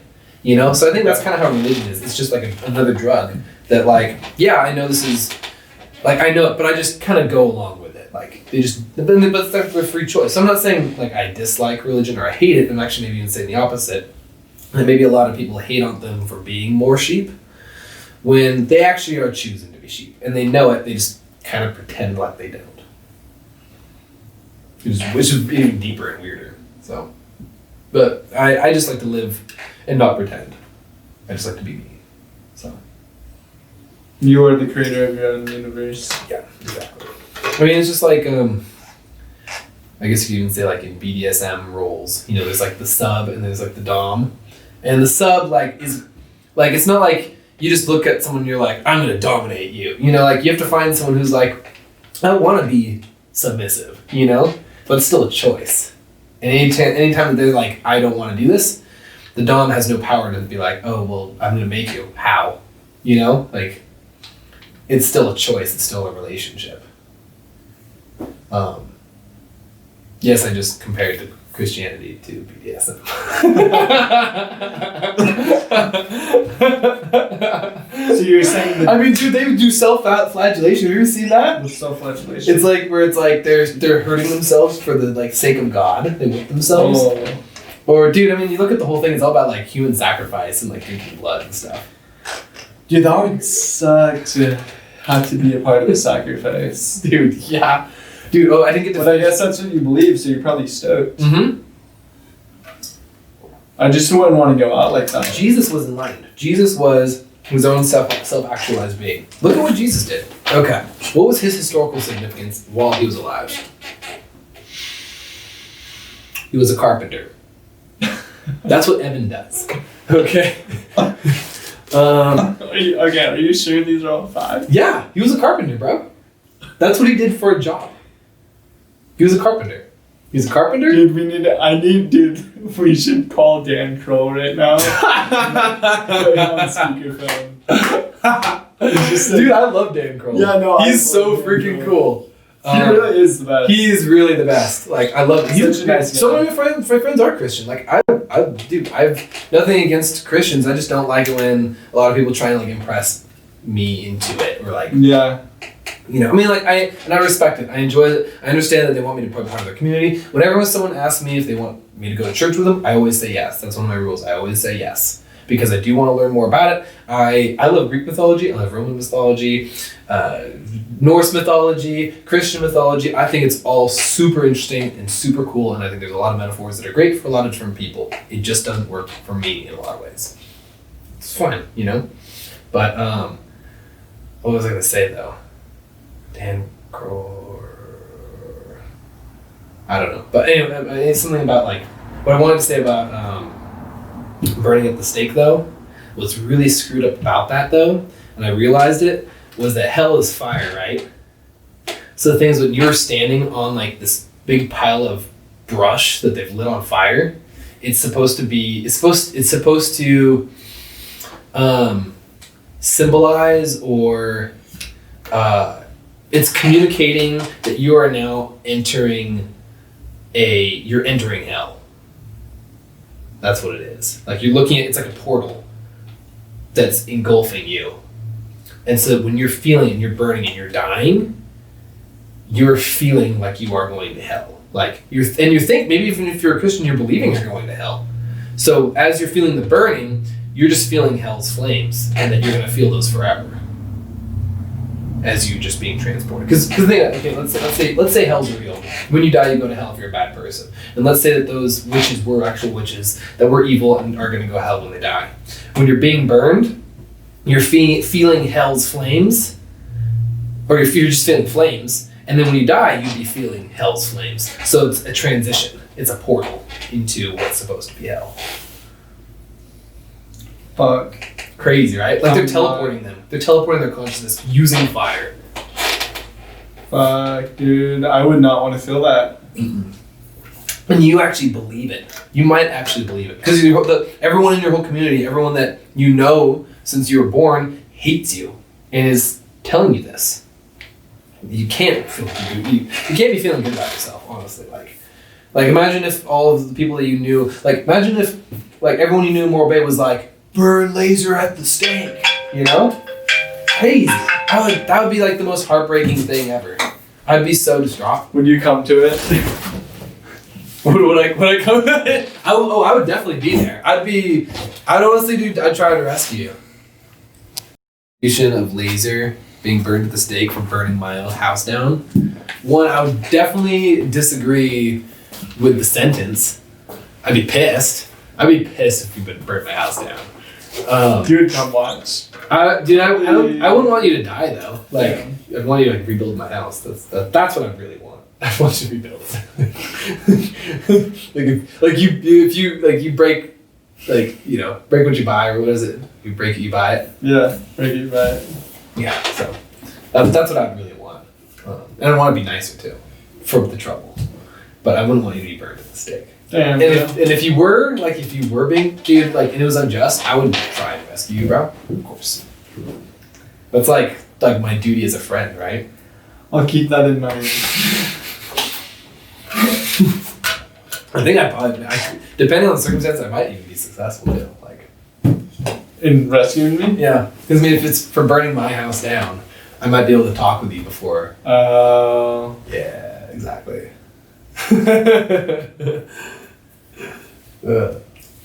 But yeah, society's dude. Tonight one of your major themes tonight has been like a bunch of full circle, like honestly, one of your main themes tonight has literally just been society. It has been society. It really has been, which is fucking dope, bro. Yeah, well, it's really so important. Sick. Really sick. Dude, it's you crazy. Literally are talking about like the past, the present, kind of the future. That's the future for me, at least. Yeah. What I want from the future. I'm forming it. It's a fuzzy fog, but I can kind of see it manifesting of what I want. You know? Really? Is it pretty hazy? It's pretty hazy. Damn. And that's good. Yeah, but it's better than it was last year, you know? Last year and the year prior, I was just thinking about living just in the moment and reading about the past. So the thing is, like, now it's like, well, I know about the past. What do I use to build the future? That's super important. And, you know, I mean, I want to have kids. I want to have a family, you know? But how I do that, I don't want to go by any other rules other than my own, because then I'm not being myself, you know? Yeah. It's like people disregard like laws in the United States all the time. Like they just don't get caught for it, you know? Like, I mean, how many people do you know that have never broken a law ever? Doesn't exist. doesn't exist. There's so many laws, and that just doesn't exist. Everyone's broken a law at some point. So it's just the severity, right? Yeah. So the thing is, like, right off the bat, we're all breaking the rules of our own society. So, like, there is wiggle room. So, like, right off the bat, it's like, okay, no one actually believes in this 100%. It's best to believe in yourself, bet on yourself. You know, you only, man, it's such a standard thing to say, you only live once, but you really do. We don't know if we live twice. You know, this might be it. Like, if you want to do something in this world, you got to do it now. You really have to. We don't live that long. You know, we got maybe 80 years. You know, I think on average for men is like 77 or something. No, it might be 75 or early to mid 70s. Women are late 70s. And the reason why men have like a lower life expectancy is because so many young men died before 25. And once you make it past 25, you're supposed to you make it to like your 80s on average, which I'm stoked because I turn 25 next month. Dude, that's right. Holy shit. That came up fucking quick. That nuts, dude? I'm gonna be 25. Dude. Quarter of a century. Wow, okay. Dude, I hope to see you next month, man. Dude, I'm really excited. Cause one, statistically that means I'm gonna survive a long time. Like, knock on wood, you know? I'd like to be here for a long time, man. That's positive. Yeah, let's see.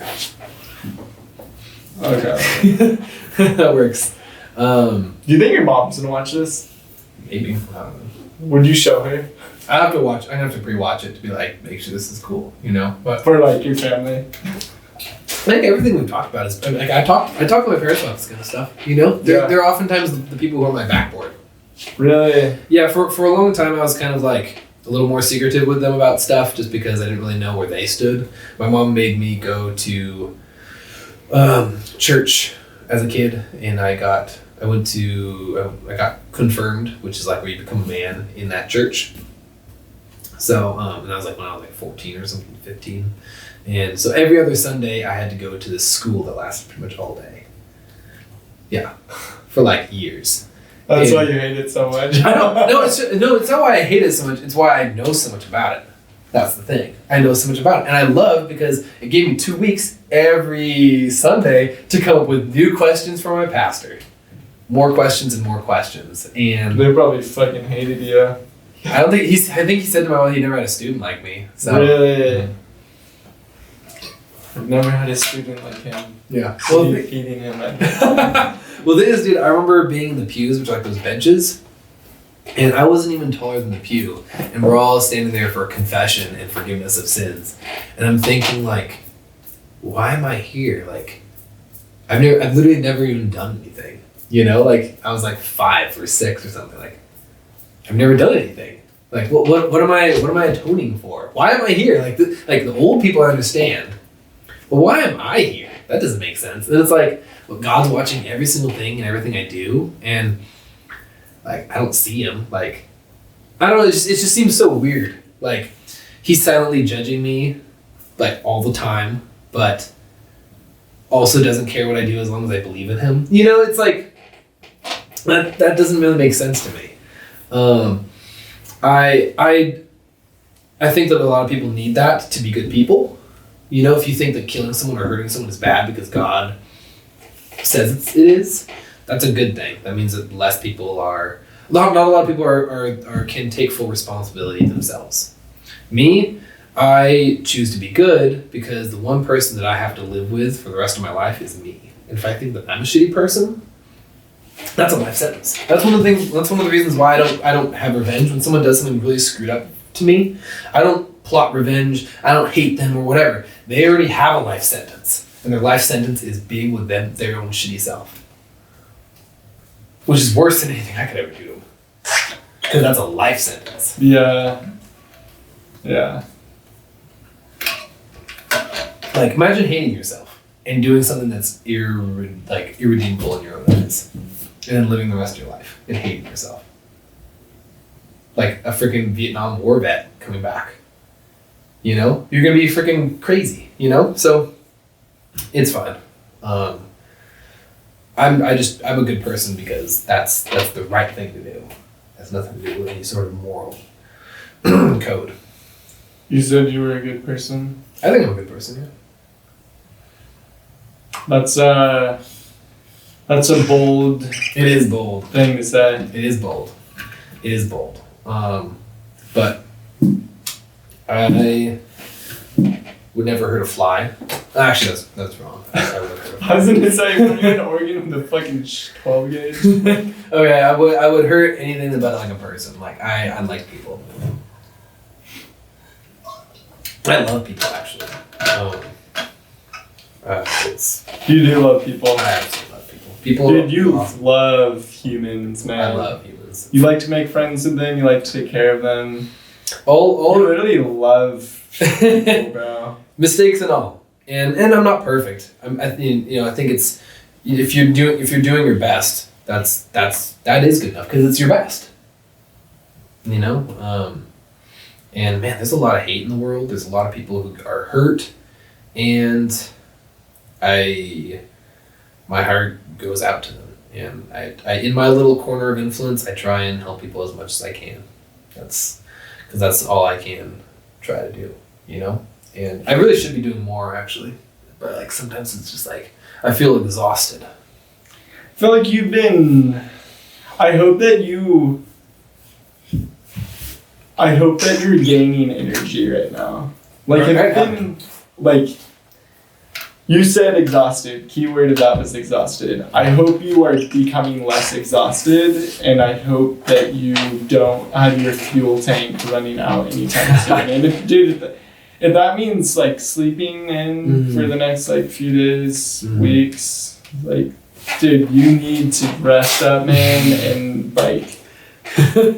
The thing is, like, my philosophy also is you can sleep when you're dead, you know? Yeah, I just don't want you tired. Yeah. I want you exhausted. Yeah. You're a bad person to be exhausted. Yeah. Because your vibe, your energy, it rubs off on everyone else as exhaustion, and then everybody's like, "Fuck." Yeah, that's not what I want. You need to be like prime condition, like golden retriever mode.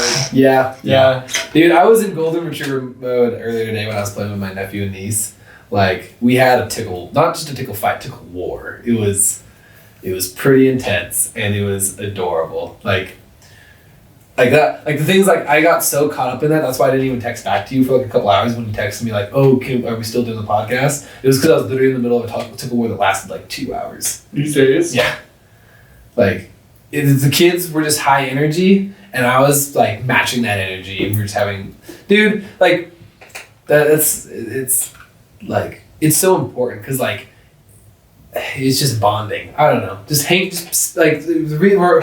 We have kids. We procreate. I mean, my sister and I are siblings. You know, her kids. I believe in community rearing of children.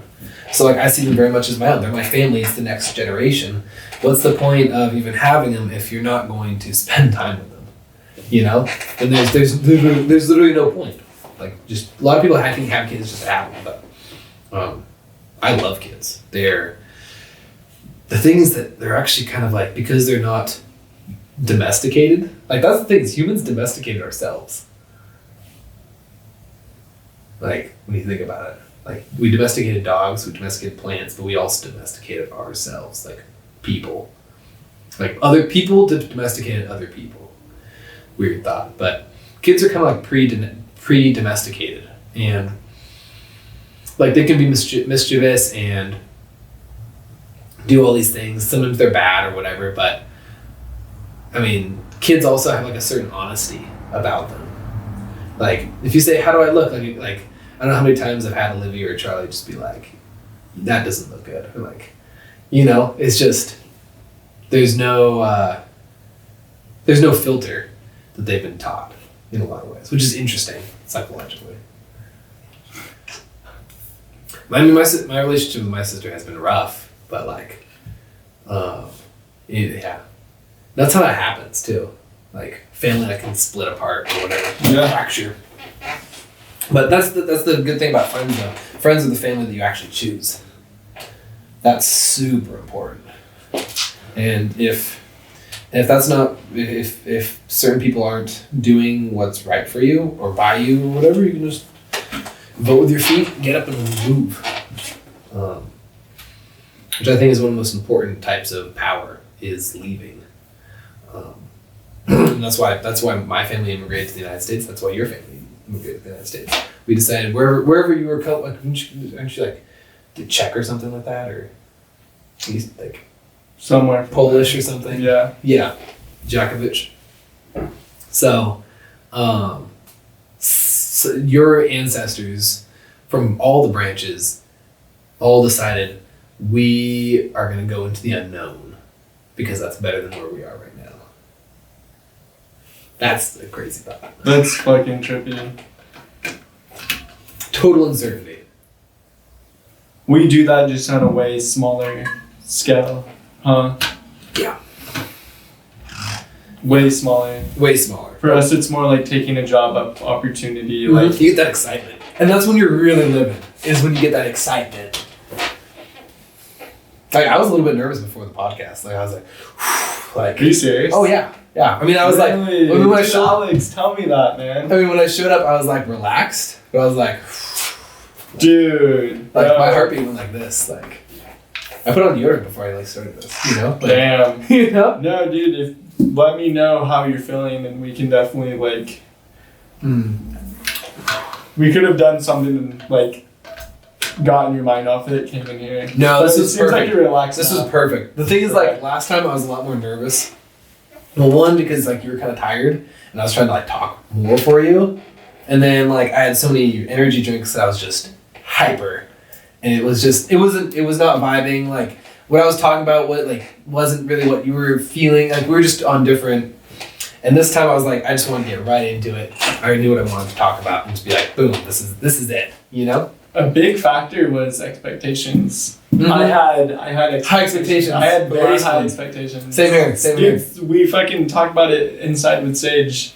Literally, she said, literally to you, quote unquote, like, oh, I'm surprised you haven't done one with laser yet. Yeah, And thanks. I was Everyone like, expected to have like one already. Yeah, we did. Yeah. There was just expectations. Yeah, It ruined it. shitty. Completely ruined it. Completely, because we thought it was gonna be way bigger. Like this is gonna be got my crazy. best friend. Yeah. Alex is coming out. It's fucking crazy. Like, dude, Alex. Yeah, no, this is way more like awesome. It's funny seeing you like super tame. Like I kind of want to go into like a little story mode right now, but you're trying to keep it PG, and I am trying to keep it a little PG, at least like respect, at least for like the first one or something. I mean, I'm down to come back and do more of these things. Like For real? Oh fuck yeah, dude. Okay, if this like, let me give you a hypothetical. If this had like if this was getting millions of views, would you come on here and say whatever the fuck you wanted? Like if this was like a big thing. Oh yeah, dude. If this was a thing, fuck dude, yeah. can you imagine if this became a thing and there's workers and shit. Like we actually had like a boom guy or something. No. I mean technical people sitting in like lounge chairs in the corner, like typing things and like key cards, better camera. No, not even key card, bro. People we know, people just come and kick it and like edit all the shit. That would be so. This bad. shit's live right now because like there's literally a worker that's like getting paid to do that stuff, and that would be just awesome. chilling in the corner with the blunt. Got some Joe Rogan vibes with that. That would be awesome. I mean, I only wish you success, you know, and I think that you have a very creative mind. I think you're out there. I think you have your own very like specific brand and flavor. So, I mean, I think if you stay true to that, I mean, stay true to it. And if it goes big, awesome. If it doesn't, you're doing exactly. You're still just do you know. Yeah. Like okay, I was wanting to say this earlier about like those small communities and stuff like that, but like old people nowadays are like defunct, right? Old people, like, what can you learn from an old person? Can you learn how to use your phone more? Can you learn about what business decisions even to make? Like older people are like completely.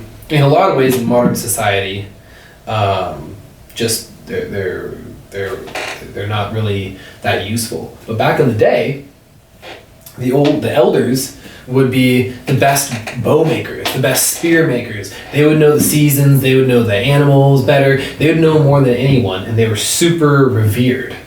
And people respected their elders. It was a very important thing, the elders to the community.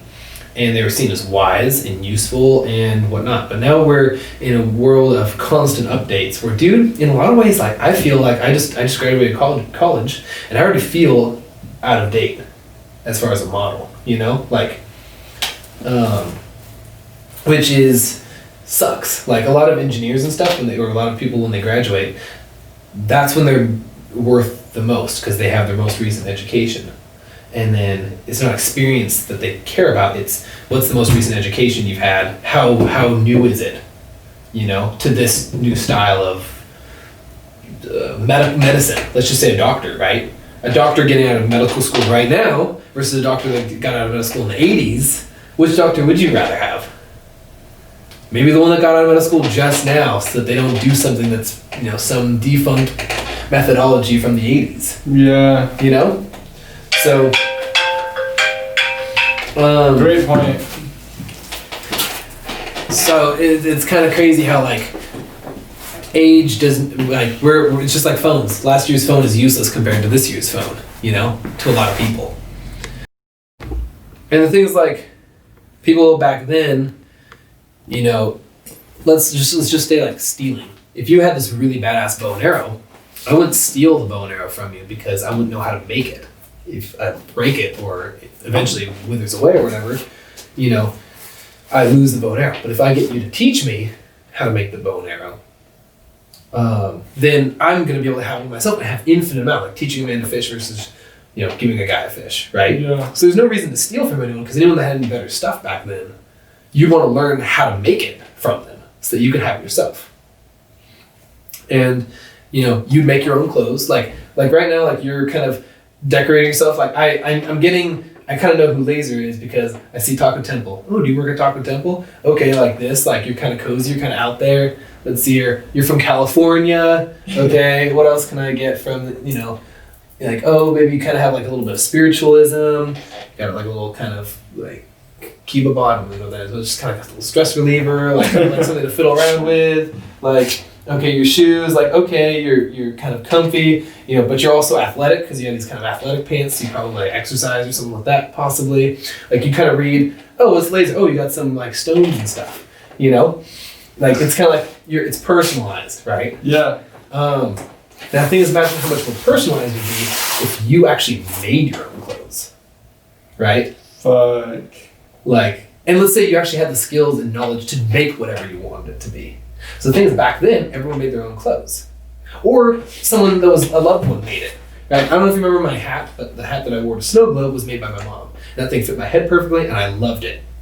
Chloe unfortunately lost it, because I let her borrow it, but it was a personal, very personal thing. And it's like when your grandma or mom makes something for you, I'm bummed about it, dude.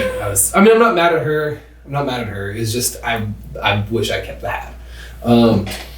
But I hope you learned your lesson. I did learn my lesson. I did. No, I hope you give another beanie to someone who needs it. Yeah. Another drunk girl. But anyway, so if you like things and objects that are given, like gift giving, was a lot more important because you actually had to make the thing back then, not just buy it, right? So you made your own clothes, you made your own weapons, you made your own spears, and you made your own music, right? Like, and the thing that's important about that is, imagine if like Dirty Dungeon, like we didn't just play music from like other people. Imagine if we were our own band and actually like jam sessions, you know? How fun would that be? And like all instruments. Yeah, like that's how it used to be. Like everyone would sing, everyone would like. And the thing is that when it comes to performances, like performing in front of the people you care about most is what is the most rewarding performance anyway. You know? Dude, do you remember when we were in Oregon and we were listening to country instrumentals? Singing, Dude, we were making a song. Dude, Dude, we almost made a music video into country song. We did. Dude, we were talking. I don't think I didn't have the camera back then. Mm-hmm. Dude, that was pretty good, dude. It was coming along well. What were we saying? Yeah, I think it might have some lyrics. I did actually write some like lyrics for. I was writing stuff with Kyle, and I decided to while he's writing and doing stuff, like I decided to do it too, and I wanted to write something really depressing because I've never really written a song that's like sad or something. So I just wrote like something as sad as I could, and I don't know. I kind of want to turn it into a song. Like that's like one of the things I kind of want to do with you. Like I need to work on it a little bit more, but organize this stuff more. Yeah, I don't know. I definitely have the one that I wrote about like just being sad. You know, I just want to make something as sad as sounding as possible. And like I read it to my mom, and she started crying, bro. Like. Shut the fuck My up. dad started crying. What? Yeah. You made your parents cry with a poem or a song you wrote? Yeah. You fucking sing it? I'm not gonna sing right now. But No, did you sing it? Dude, You should sing it right now. dude, I'm not gonna, because I want good vibes. I want good vibes. I'll show like right afterwards. I'll show it to you and just see what you think. You know. You read it to your mom and dad. Yeah. And they broke down crying. Yeah, they did. That's fucking funny. But the thing is, like, I was so happy that my words like affected them in that way. You know, it's like wow, my words actually carried meaning so much that it like inspired this emotional reaction. You know, You're crying out of happiness. it's like it was just like touching. You know, Damn. Okay. Do you think you could make a teenager cry? I don't know if I can make a teenager. Maybe actually, dude. Honestly, if it had like a rhythm and a certain beat and a certain thing, I think it could make someone cry. Especially if they had just gotten their heart broken or something like that, or like you know how you listen to sad songs when you're sad. If you listen to that while you're sad, I could see you crying. Yeah, I can see it. I mean, like people like listen to like Extension, you know, and they like cry, you know, and it's just a couple words, you know. And you know, it's just so, and with a melody and a certain thing, it affects people, you know, and they empathize with it, especially if they feel it and have felt those feelings. I listen to music and cry all the time, you know, so that's not all that alien to me.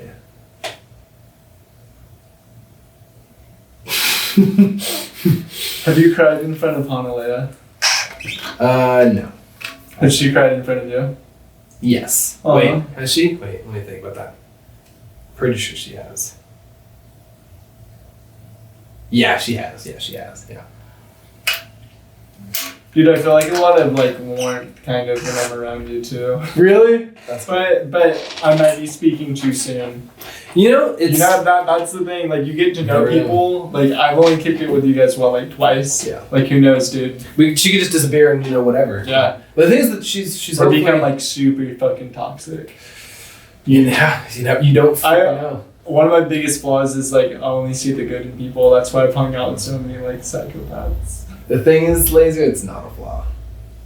I always give people the benefit of the doubt before they prove me wrong. Oh, you're also one of those people. That's why we get along so well. Is it really? Oh, fuck yeah, dude. Dude, that's funny. Because we do see the best in people. Because, you know, if you're seeing the worst in people right off the bat, like, what? Your You know? guards hella up type shit. Guards, so, yeah, exactly. Yeah. So, yeah, I always see the best in people, and I want people to, when they're around me, to be like, Alexander believes me. I didn't even believe in myself, but Alexander believes me. Like, he thinks I can do this. He thinks I can get better. Like, if he thinks that and he's smart, people would often respect like what I have to say because I'm not an idiot, you know? I think generally people think that I'm not an idiot. And, you know, if I would hope that when they be like, wow, Alex like believes in me, he's pretty smart, he has things figured out. Maybe I do have things figured out. Maybe I can do this. Maybe I can pull it off, you know? Because I mean, it just needs a little, you know, like the wood's there. Sometimes it just needs a little spark to get it going. True. And you know, if you're just a pile of wood, you could think I'll never take off, you know. But it might take just someone else to spark it, and all of a sudden you and it's still all you. It's just a spark, you know. So if I can be a spark and to ignite like flames of passion in people to do what they want and have fun and enjoy life, like I'm there, you know? I'm happy to do that. People have done that to me for when I'm down, and I'm eternally grateful. I mean, it definitely took a village to raise me, so I mean, you know, I'm grateful. I'm happy to pass on the torch to anyone. And the thing is, if they make mistakes, they're their own mistakes, and if they're screwy in the head, well, you know, this just means that I'm not gonna hang out with you. So I don't hate anyone. The only thing I hate is hate. I think I figured out I hate, and I love. It's kind of weird to like hate, but man, I have to go to the restroom. Dang. Okay, with that being said, we should probably end it. Yeah, I'm down. It's getting down. into my bedtime. I've had a fantastic fucking time, Alex. Dude, it's been a pleasure. Bro, I really hope that all that just did. Me too. All right, we done? We ready? Dude, okay, bro. If it is good though so far, dude, thank you for coming on. You were a great speaker, a great storyteller. Thanks, man. Examples are just like very engaging with the audience. Like, thanks, you feel man. here, you feel alive. Dude, thank you for coming out, bro. Dude, I'm so stoked. I'm you came on because you talk about a ton of stuff that people don't normally talk about. No, people don't talk about that kind of stuff at all. It's crazy, right? More, you're definitely free thinking, which is you don't come by a lot of those lately. It's getting rarer and rarer, unfortunately. It used to be all of us. Yeah. It used to be all of us. That's the crazy thing. It used to be all of us.